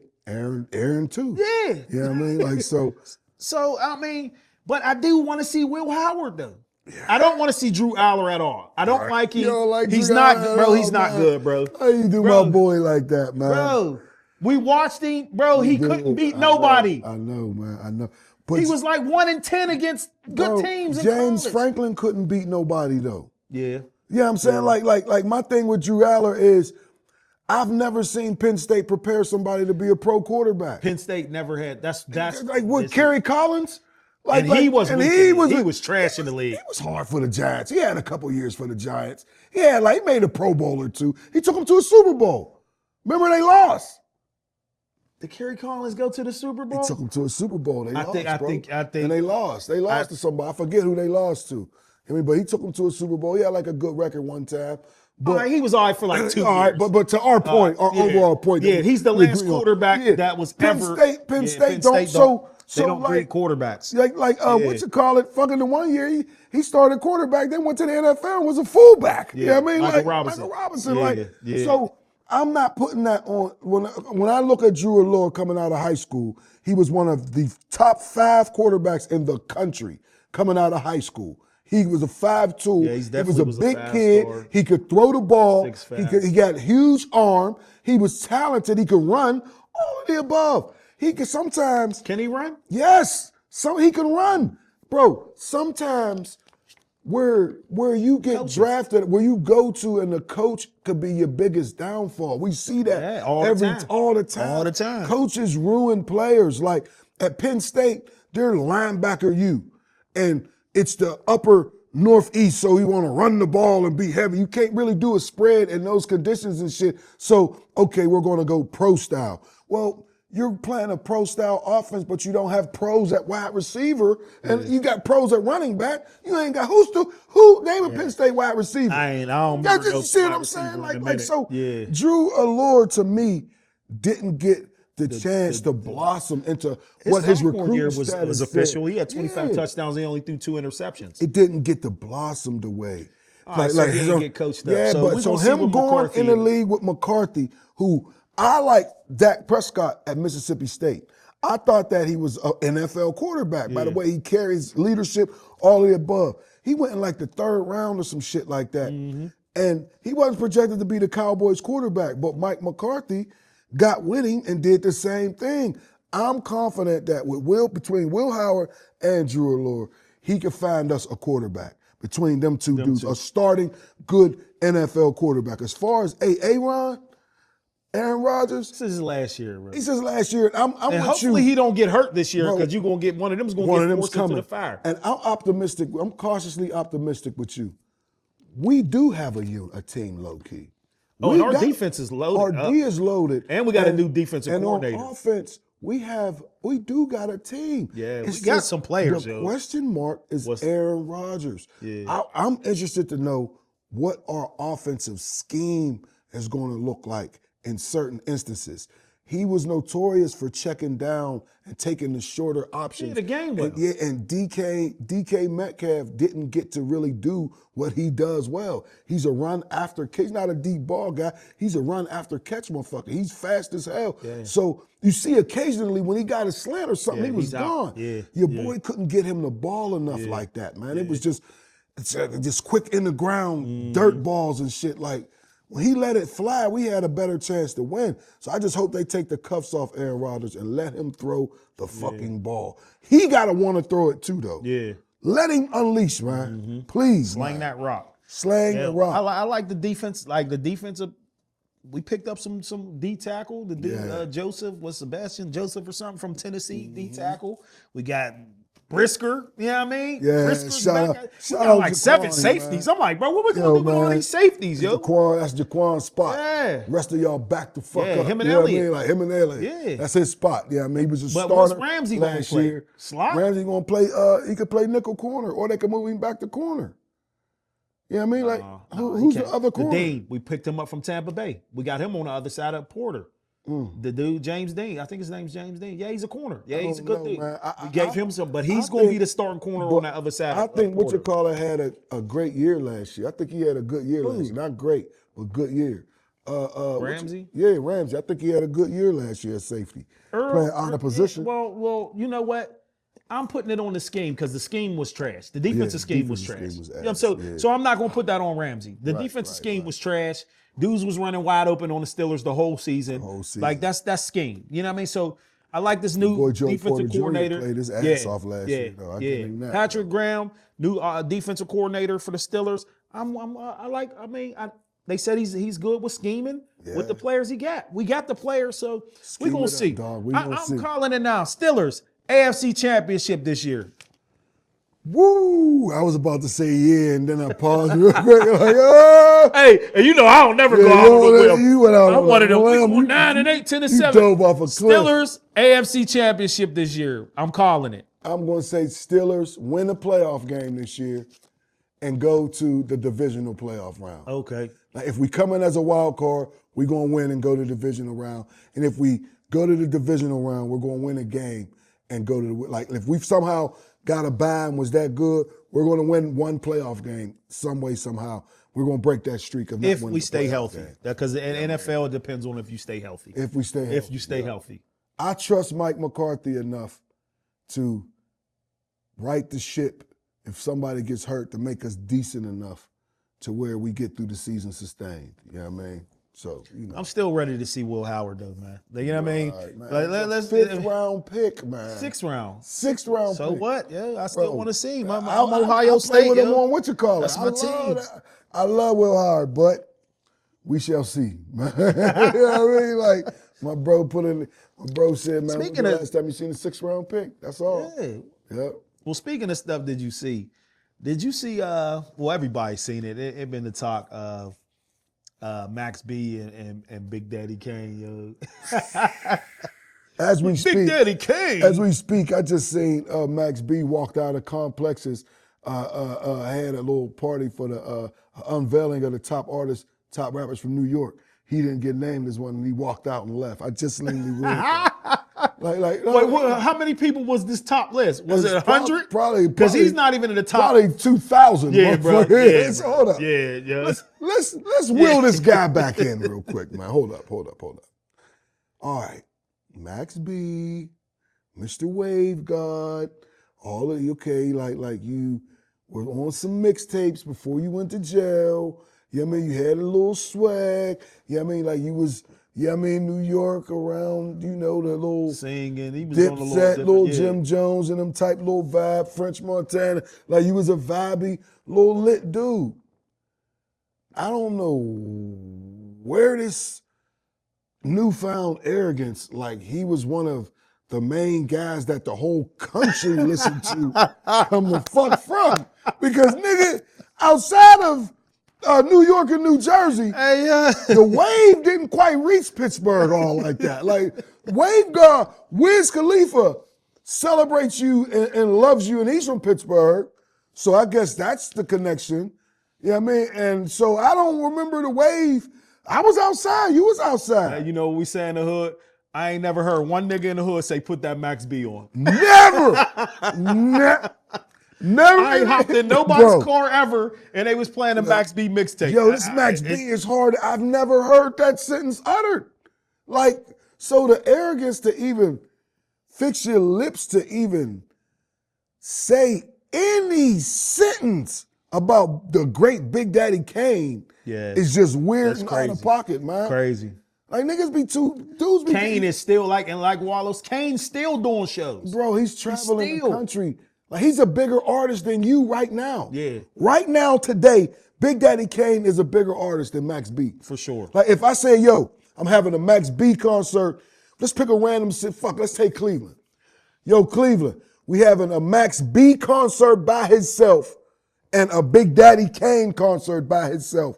Big Daddy Kane will sell Max B out any fucking day, man. Any day. Any day of the week. Any day of the week. Like you, cause what age bracket is coming to see you?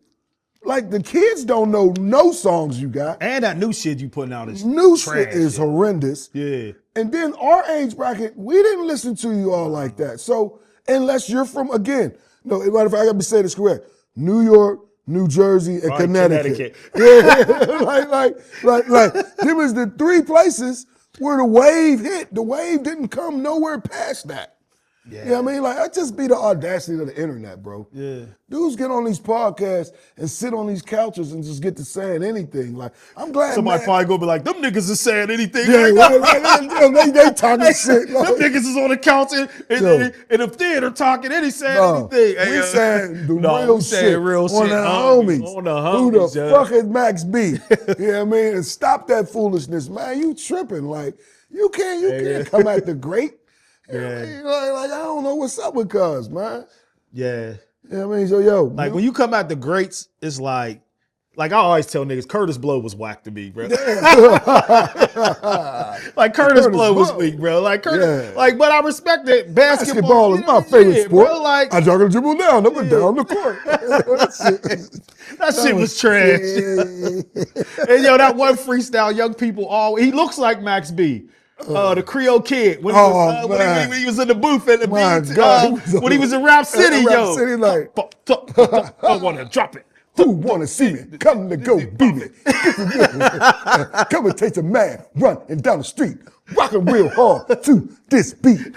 Who want to see me? Hey, yo. No. So it's like, bro, there was some weak shit back in the day, but at the end of the day, I respect the OGs, man. You know what I mean? They helped pave the way, man. OGs. The OGs who could spit, though. Yeah. Rakim could still go. The Rakim. You know what I mean? Big Daddy. Cool my OGs. Big Daddy Kane, them dudes could still go right now today. They could go. You know what I mean? Like, so they can rap. Yeah. We support them. And they all touring. That's what I love about hip hop right now. It's in a great space because if you had a hot song back in the day, you could tour the country and eat right now. You are seriously getting a bag. Man, these dudes is Chubb booked Rock every was weekend. coming for the draft, but he had Yes. got a surgery and they had to get canceled. Bro, so look, it's like, man, these old because dudes just killing it. our age bracket is the bracket. Us, you figure I'm 48. If you're 60, you're old school hip hop. You're hip hop. Like you're literally like that is you only know run. You ain't Temptations and all of that shit. Russell Simmons and all of them is 60 something, bro. So the concert circuit, you can book all them acts. That's a booming industry, bro. They're on boat rides performing. They're up and down the coast. You see the concert they be having out the Taco Fest out Washington, PA. Oh, yeah. That's Yin Yang Listen, Twins. last year Nelly, I went, all that shit was booming. that was one of the best. Like, Bro. first of all, tacos and tequila. Yeah. Little John could have just been there by itself and it would have been worth the Killed money. that shit. But they had Twister, Paul Wall, Mike Jones, Chingy, and Lil Jon. Yo, all them performing. Yo, we need press passes to that this year. All of these events coming out, we bringing On the Homies podcast to these events. Get me and Ruff press passes. If you got a booming event, a festival or something, we are coming to set up shop, shoot a show, interview people, look at some ladies. Oh, I'm gonna be looking at the ladies. I don't know what Ruff gonna be doing. I'm chilling. I got a wife. Yeah, but I'm gonna be doing all of that stuff. So let's do it. Hook us up, yo. Hook us up. We need to come. I miss that tacos and tequila every year. John I will not miss it this year. I think man. they got Fat Joe as the headliner this year. Okay. I ain't sure. Somebody said that, but I haven't seen no Don promotion on it yet. Cartagena. Okay. So what else been going on, man? There's some new music out. New music. Our boy. Somebody dropped. Ain't my boy. Oh, what's your boy? You fuck with Drake, your boy. He ain't my boy. Your boy dropped, man. Drizzy. He ain't, I like Drake's music, but he ain't my I'll listen to it if I've it been come jamming on. all my So ass bitches at. I've been earning that money. I've been jamming that young man. Spin that shit. Spin that Spin that shit. Spin that shit. Spin that shit. Did you listen to the Drake? That's a groovy song, man. Did you listen to the Drake album? So did he drop 3 albums? He dropped 3 albums? I didn't get a chance to listen to him yet. The boy Crody. The Crody from the six.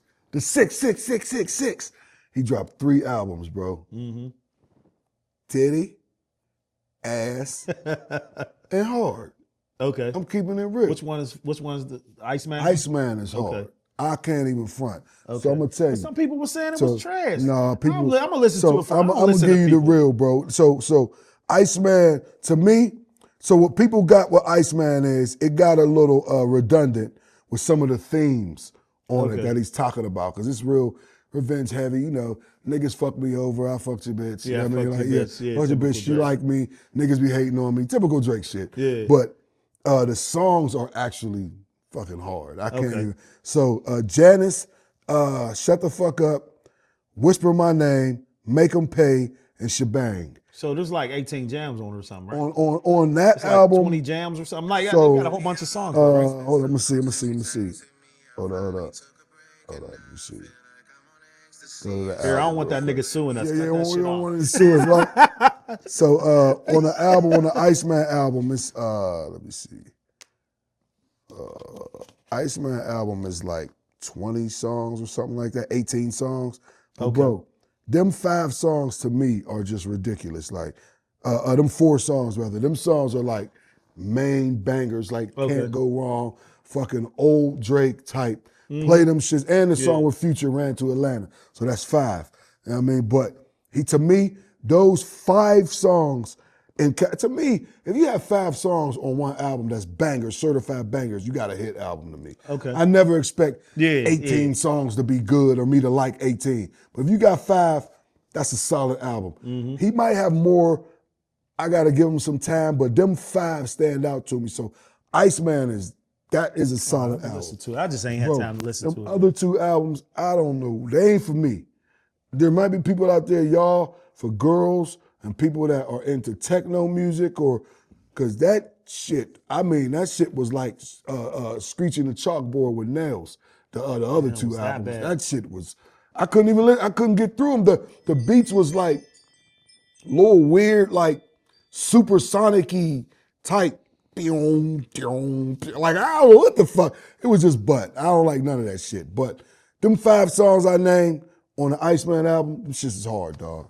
I mean, so I would advise you to check it out. On a scale of 1 to 10, I give the Iceman album a 7.5. I give it an 8. No, I give it a 7.5. And the other 2 albums, I give a 4. You know what I mean? So 2 4s and a 7.5. Because Iceman is not his best shit. It gets a little redundant, but he got some smoking heat on that motherfucker. No I'ma lie. listen to it. So all in all, you know, I think it was a dump too for him to get out of his contract family. So he dropped three joints, and now he could go independent. I've seen some rumors about that, but the internet could be lying. He could have just wanted to just drop those 3 joints and put them out anyway. But either way, he on the albums. You'll notice he has a lot of anger still pent up for how he felt like he was treated by certain people. I mean, yo, during the Kendrick Lamar you was joint. on top forever, and then once the stuff happened with Kendrick, then this is like everybody wasn't fucking with you no more. People, mean, like the whole world, bro. It happens. I mean, then you suing and Freaky shit. ass nigga, and you like Freaky everybody, ass dog. bro. Like the whole world is saying that, yo. But and he forgets, like, it's easy to play victim when but you he forget did it that to you was the niggas. bully. Yeah. You know what I mean? Like you were the one posting go ahead, hurry up and drop. All your friends, all of his cronies saying drop something. We know you ain't got, he on the end of his disses like, we know you ain't got no disses ready. That's why we ain't hear from you. Drop something. Antagonizing him like he ain't have shit. And Kendrick dropped, then dropped again, then dropped again, then fucking dropped again and wiped your ass the fuck out. It happens. So all of this fake ass outrage that people did you wrong or didn't rap for you or nothing like that, bro, you forgot you antagonized all of this shit. You were a main factor behind the scenes. Kendrick just didn't start picking with you and shit. He dropped a verse and you responded to it and went crazy on him. So, but all in all, yeah, bro, check the album out. I'm gonna definitely check. Crody did all right. He did all right, man. Yeah, I mean, Crody wasn't. I was hating on it on purpose to my homegirls because I know they love him so much. I was just hating on purpose, but and actually listening to it, he's cool, man. He's cool. Yeah, I mean, so I got another hot one for you. What? Did you see Jackson Dart, the Giants quarterback, walking out there introducing Donald Trump? I seen just like you know what I mean? What do you think about What do you think about right now in this climate and the type of locker room that we have? First, let me tell you what happened. So Jackson Dart introduced Donald Trump. So first of all, this is just weird all into itself. It's just weird. Yeah. So Trump is a 2-term president already, correct? Right. He can't get another 3rd term. Mm-hmm. Why the fuck is he having rallies still, campaign rallies? Like, it's the weirdest shit ever. Like, Republicans, y'all are weird. Like, why ain't y'all asking him? He's still having campaign rallies. Like, for fucking what? And there's people going for people to yell and clap for him. Like, this is real dictator shit, man. So he has a campaign rally. Like, this ain't an invitation to the White House to do, this is just a campaign rally. And he invited Jackson Dart to come and bring him out and introduce him. So he came out and did it. Abdul Carter, who's a black Muslim on the Giants team, said, damn, I thought this was AI. What are we doing here? On Twitter, responding to his quarterback doing that. Bro, do you know that the white news media, I won't even say white news media, just the Republican news media and the right-wing news media are attacking Abdul Carter and saying he's separating the locker room and being disrespectful to the president because he's not agreeing with Jackson Dart and thought Jackson Dart doing that was strange? They're attacking him for having a feeling and ain't saying shit to Jackson Dart. I seen Boomer Assassin said something about Abdul Carter. I that, ain't heard Boomer Assassin say nothing in 30 years. Yeah, man. Now you got something to say about, listen, it's crazy the way the media flips stuff back on black people. Like, as a Muslim, I'm not a Muslim. As any person that's a Muslim, I don't even bang with, you know what I mean, none of the Republican stuff, bro. I don't bang with that stuff, bro. You know what I mean? They're anti-black. They're anti-black. I mean, like, And that's the conversation they having about Jackson Dart. Like, Yeah, because you want to be cool and dancing he with want to gold wear the chains chains and do the Yeah, Dougie and all yeah. that shit. But you want to be black adjacent, but you don't want to give a fuck about black issues and how black people feel right now. Like they're black people, poor people, LGBTQ community, foreigners. All of these people got a foot on their neck from the Trump administration right now. And you felt that it was in the best interest of yourself, the representative of an NFL team with 50 people on the team, to come out there and introduce the man that's doing all of that in one of the most heavily populated multicultural cities in America, in New York City. Yeah. You coming to support that? It's crazy, man. Yeah. Yeah, I mean, motherfuckers. Let's gonna be weird in a locker room. Definitely, motherfuckers want. What kills me is people want access to us, but they don't want to fuck with us for real. Yeah, I mean, like you, the black shit is cool. Yeah. Everybody want to be a nigga, but don't nobody want to be a nigga. No, nobody. Yeah, I mean, like it's convenient. It's convenient. They want to walk like us, to talk like us, dance like us, get our swag. But when we need you to go in the booth and support us in the voting booth, we need you to speak out on black issues that's sensitive to the black community. It's radio silence. But like, so just even them trying to flip it on a brother for even asking a question, and you know what I mean, and trying to figure out what the hell is this about. It's just optic wise. Even take the political shit out. Just as a quarterback, taking a stance like that means that you stand behind the person you're introducing, correct? Hey, I was crazy. I wanted the Steelers to draft him. I'm glad they did. Yeah, right. And then look, like they were saying, it adds up. I mean, bro, you're from Utah, the state of Utah. Oh yeah, that's a racist ass place. You went to Mississippi State, Yeah, Ole that's Miss. a racist. Yeah, You know that's what I mean? a racist ass college Like, bro. campus. And Yeah. then you doing this, bringing Trump. Like, dude, but here's the kicker though. You want to know what's the kicker? I think his name is Tish. His last name is Tish. Steve Tish something. The executive, the part owner and executive of the New York Giants. He's an owner of the New York Giants. Mm-hmm. Do you know it just came out in the news that he's in the Epstein files? And he said he's quoted in the Epstein files as asking Epstein where the hot young girls at, where could he get the girls from? In the Epstein files. He's in that happened the day before all of this happened with Jackson Dart and Abdul Carter. That is not bigger news than what happened with Jack. Like, they're really going on Abdul Carter and even mentioning Jackson Dart, but ain't mentioned nothing about the owner of the Giants is in the Epstein files asking where girls is at. Wow.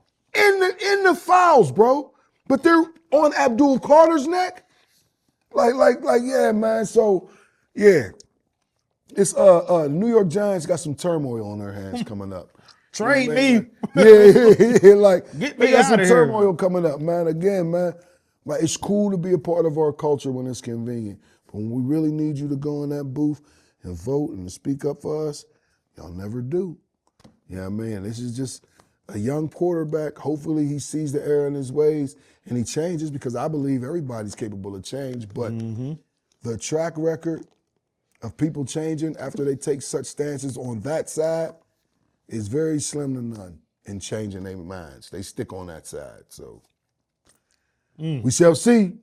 We shall see, man, you know? Hey, damn. I think I got something else for us, bro. What else we got? Let's see what else we got here. What else we got here? Oh, man, another doozy. We gonna stay on the government topic, bro. Have you been seeing? You gotta clue in the X-Files music, man. Fucking UFOs, man. The government been releasing all of these files on UFOs and shit. They got videos and shit, man. All right, so what are these UFOs looking man. like, man? Because I mean, people, I seen one video on Facebook. They was like, oh, they released the What are these UFOs looking like, yo? Is it just stars? And does it look like a shooting star? Is it? I want to see a real alien, bro.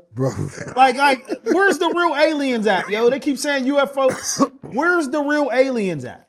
Bro, shit. Wimby, motherfucker, he's here. Like, no.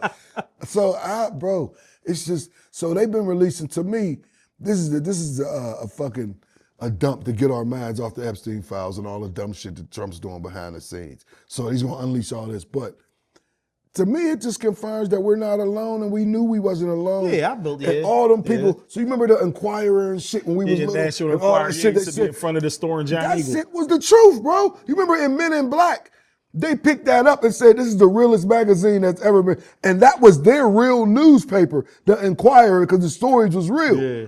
Bro, I'm starting to believe them stories because all this shit's coming out. National Enquirer, though. Yeah. Bro, look, Neil Armstrong and them reported seeing it in the documents. They reported on the first flight to the moon, they reported seeing alien aircrafts out the window. Like, it's documented, bro. Like this, and then the footage. First off, I hate all y'all cameras. Why ain't none of y'all got Rough Bones cameras on top of the fucking in the air? Why all y'all cameras in black and white Man, and it's little as hell? always but that's what I'm Like, saying. y'all ain't got no HD cameras on the goddamn planes and shit that y'all keep seeing these aircrafts in. But that's another topic.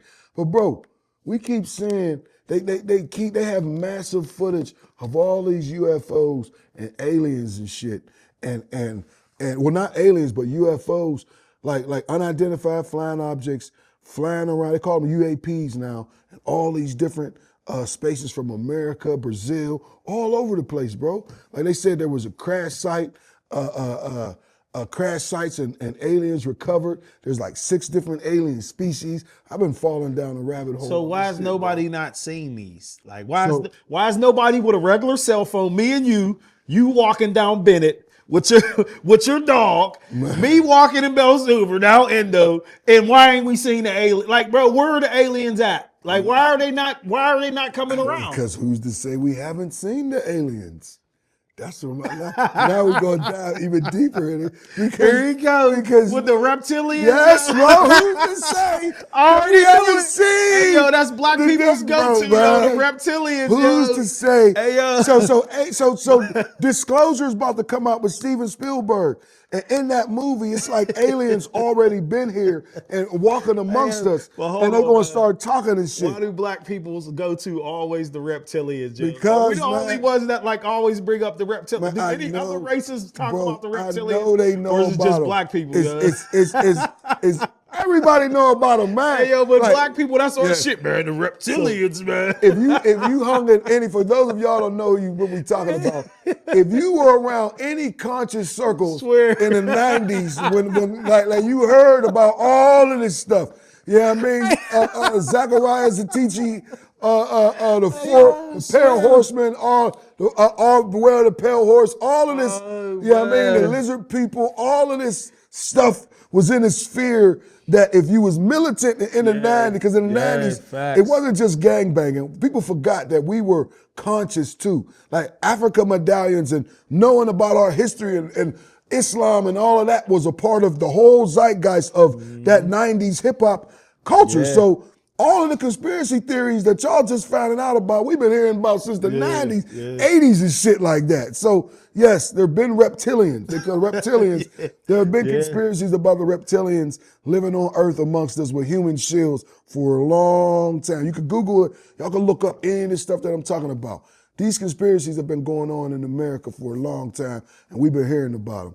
But now that the UAPs and the UFO stuff, all of this stuff is coming back to the forefront now, and it's running rampant. There's so many videos. So first off, bro, I believe there is shit we out would be, there. Like, come on, bro. Like I'm not so some people's conspiracy is through the roof. When they start adding numbers, they with out of the here, dates man. and, like some people's shit, and then there's moderate. You know what I mean? Yeah. And then there's like lower level conspiracy. I'm lower level conspiracy. Yeah, I'm not like moderate or I'm not extreme where everything's a conspiracy. Everything, and this, man. And then the number 3, you know what I mean? And on the 3rd day, good morning. Like, you mean go on, which means that the brother have a bad deal. I ain't want. Bro, that's too much for me, bro. Yeah, that stuff make you not even want to come outside when you're that conspiracy theory. You be like, I might as well just die. Yeah, look, like, just fuck it, it's over. Like when you go down some of them rabbit holes and you become like and I will never tell nobody not to be. You have to have a level of consciousness. but being not the way there's a difference between Yeah. being conscious and gullible. Yeah. Don't be gullible. Yeah, to where it's like, You know what I mean? you can't even operate. And some people go down those rabbit holes and they get so woke. Not the definition that y'all be trying to use now, the real black the version. real, of woke. the black That version. some people go crazy, bro. Yeah, I've seen it. I've seen. We all know people in our community that have went so far that they're crazy now. Yeah, bro. You know what I mean? Like they have, man, Yeah. bro. And, Yeah, bro. And I feel sorry for them because of the way I was raised. Like in the conscious household, Pan-African household, I've been steeped in all of this knowledge over the years and knowing our history and hearing those conspiracy theories around my mother's crazy friends. Cause you know, in them circles, she always had, my mom just had a bunch of friends and she always had somebody that was super extreme and crazy that that she was like, "Oh, keep that brother over there." Cause his stuff, but there was always them people in the conscious community that was just too far gone. Yeah. They took the knowledge that they learned, they're like an open book. And once they start reading it, they just can't turn it off. So everything's a conspiracy. Yeah. Every single thing. And a lot of shit is a conspiracy. Yeah, but for sure, yeah. Is it a conspiracy if it's being done in your face? It's not a secret. You know what I mean? Like, is the government spying on you? They've been spying on us before these phones. Yeah. My mom was telling us they could see us through the TV. It came out, they can see us through the TV if they want to. You know what I mean? Like these are not foreign conspiracies. This is all real.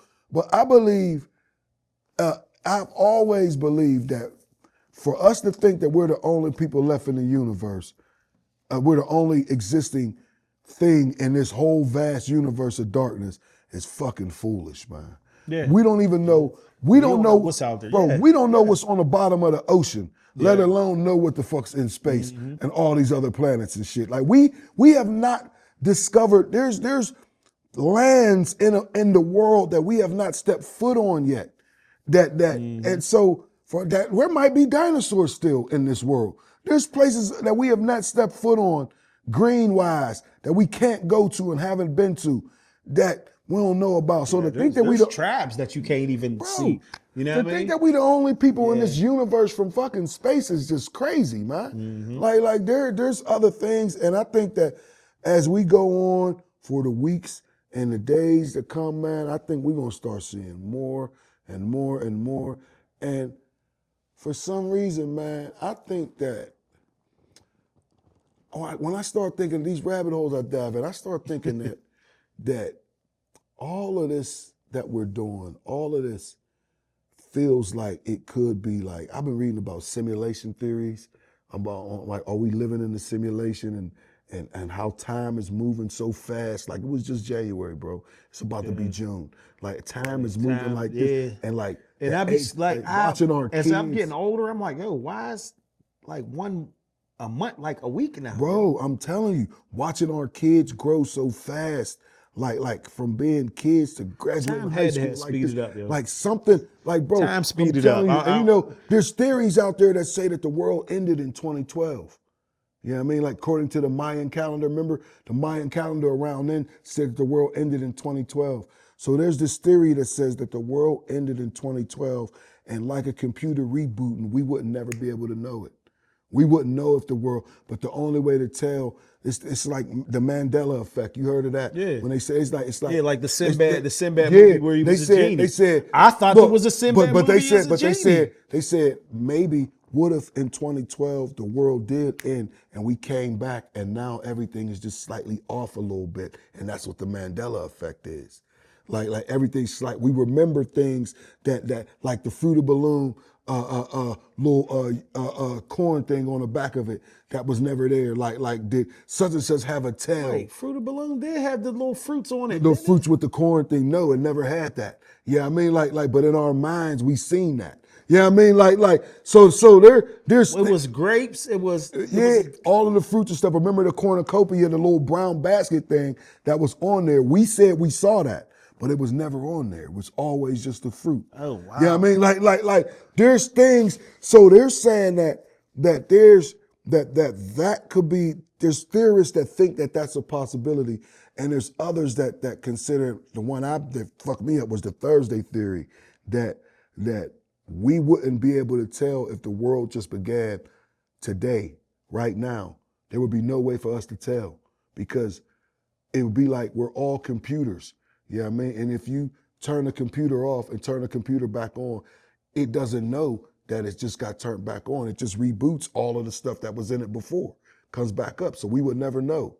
So if the world ended today and we woke up tomorrow morning, we would never know. When we went to sleep and the whole world ended and we woke up, who's to say that somebody, whoever the person is, the architect, isn't rebooting the system and bringing us back in a better version every day?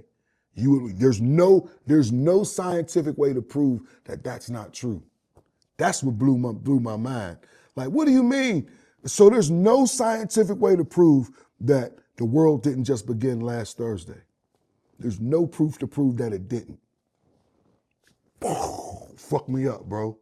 You know what I mean? Because, like I said, our whole bodies could be computers.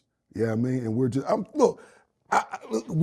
I like getting into the kooky thoughts and the minds and how our reality is and shit like that. Y'all could Google some of this stuff and look up the Thursday theory, look up the Mandela effect, look up all of this stuff, man. And You already know they're gonna come for you in the comments. I want them to come for me. Yeah. Come on, because if they still been commenting about the ABC. the Man, ABC I've shit. been They on arguing my with ass niggas for about 3 that. weeks. Yo, I'm seeing the comments like, damn, niggas still mad about that. But yo, No, that ain't true. That ain't true. I'm like, well, bro. I mean, look, I like the shit like this, man. We like y'all don't like having fun in science and just listening to Neil deGrasse Tyson and people. Space is scary, bro. When you really think about the thought of space and like going up in space and like, I'm so like, glad you said people's that, crazy. bro. Like people, It's scary. astronauts to go up there and be stuck. It's the craziest shit ever, man. You don't know what's out Bro, there, yo. do you know space I is don't play literally with that called shit, space because it's just space. Yeah. Like there's no name. It's called space because it's literally just a black space with stars in it. There's no room. You could do there's no rules it's just vastness and it goes on infinity. There's no end of space. So to actually map it out and want to fly in it and go somewhere, you're crazy. You're out of your fucking mind, man. I don't want no You're parts out of of your space, goddamn. Then if you think about it, Earth is just floating in that vastness. Yeah. Like, we don't know if a fucking something meteor happened, could come and just, yeah, you know what I mean? Like, we're literally just floating in that vastness. Yeah. Like, there's no rules to the universe. Like, we think we know the rules. Off. Yeah, it could just, Bro, we think we know. Hey, space ain't Something no could joke, throw though. off and the sun could just die or some shit. And what if this is the billionth year of the sun and it burns out every billionth year and that's our sun and it died. So we don't have no sun no more. And that's just what it is. There's nobody that can fix it or none of that. That's how vast and crazy the universe and the earth is that we live in. Like, I don't know, bro. Shit, that's why I be happening to smoke. You know what I mean? I don't know, because, bro, this shit when you start thinking deep like that, bro, you know what I mean? I love it. I love it, though. Like, if y'all are engaged with stuff like that, comment, share, talk about it, and we'll get deeper into science and stuff and talking about just stuff like that people, you don't really see black people really talking about too tough. You know what I mean? But I ain't love that type I ain't shit, gonna hold man. you. I ain't that heavy into it because I be busy as hell with my regular life. Look, I can't keep up with space, bro. Like, you know what I mean? Like I gotta pay some bills. Bro. Certain stuff I can retain, and certain stuff but certain stuff I just be like, I can't get to that. I gave you some rabbit hole material. You gave me some shit to rabbit hole. But I'm probably not gonna go down. I might look up the Thursday one. I might look up this one of Thursday shit. Thursday shit gonna get to you. Gonna scary as hell. Yeah, because it's scary, man. Bro. Yeah, I mean, they did close them 8 schools and UPrep. Yeah, that's breaking news right now. So while we live on the podcast, so they had a vote. Pittsburgh Public Schools was voting to close 9 schools in Pittsburgh, and it's going to drastically shift where kids go to school at and change neighborhood dynamics, move people, displace people all over from their comfort zones. It's a big deal in the city. So Man, yeah. So you preps closed in the other high schools? No, I mean we only got 3 yeah, left. yeah, right. goddamn. That's the only high school. Yeah, man, and It's always the schools. yeah, man. The schools are changing and closing.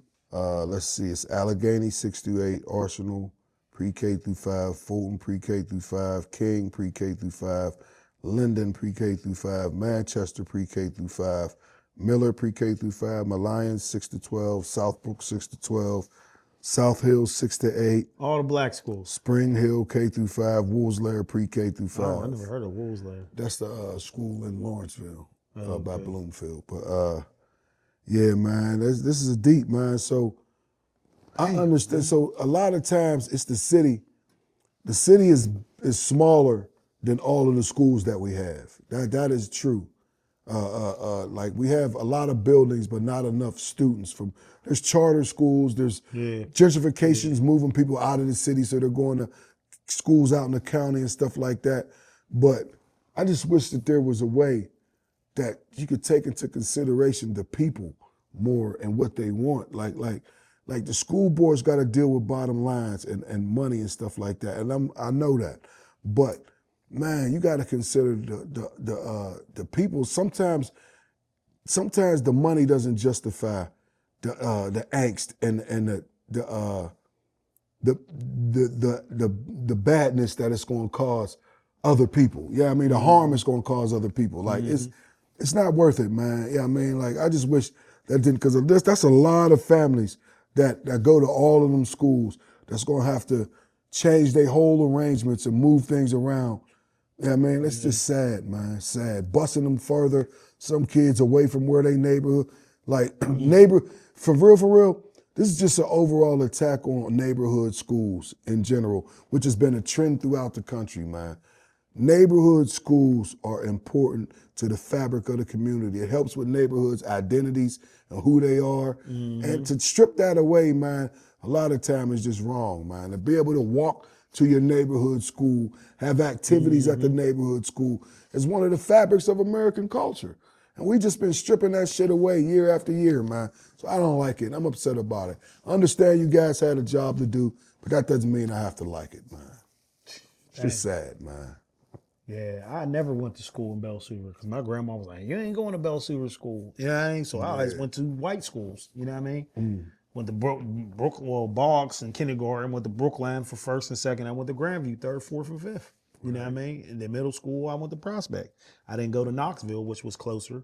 You know what I mean? To the hood. So it was like all these schools I went to was outside of my community. Out, yeah, man.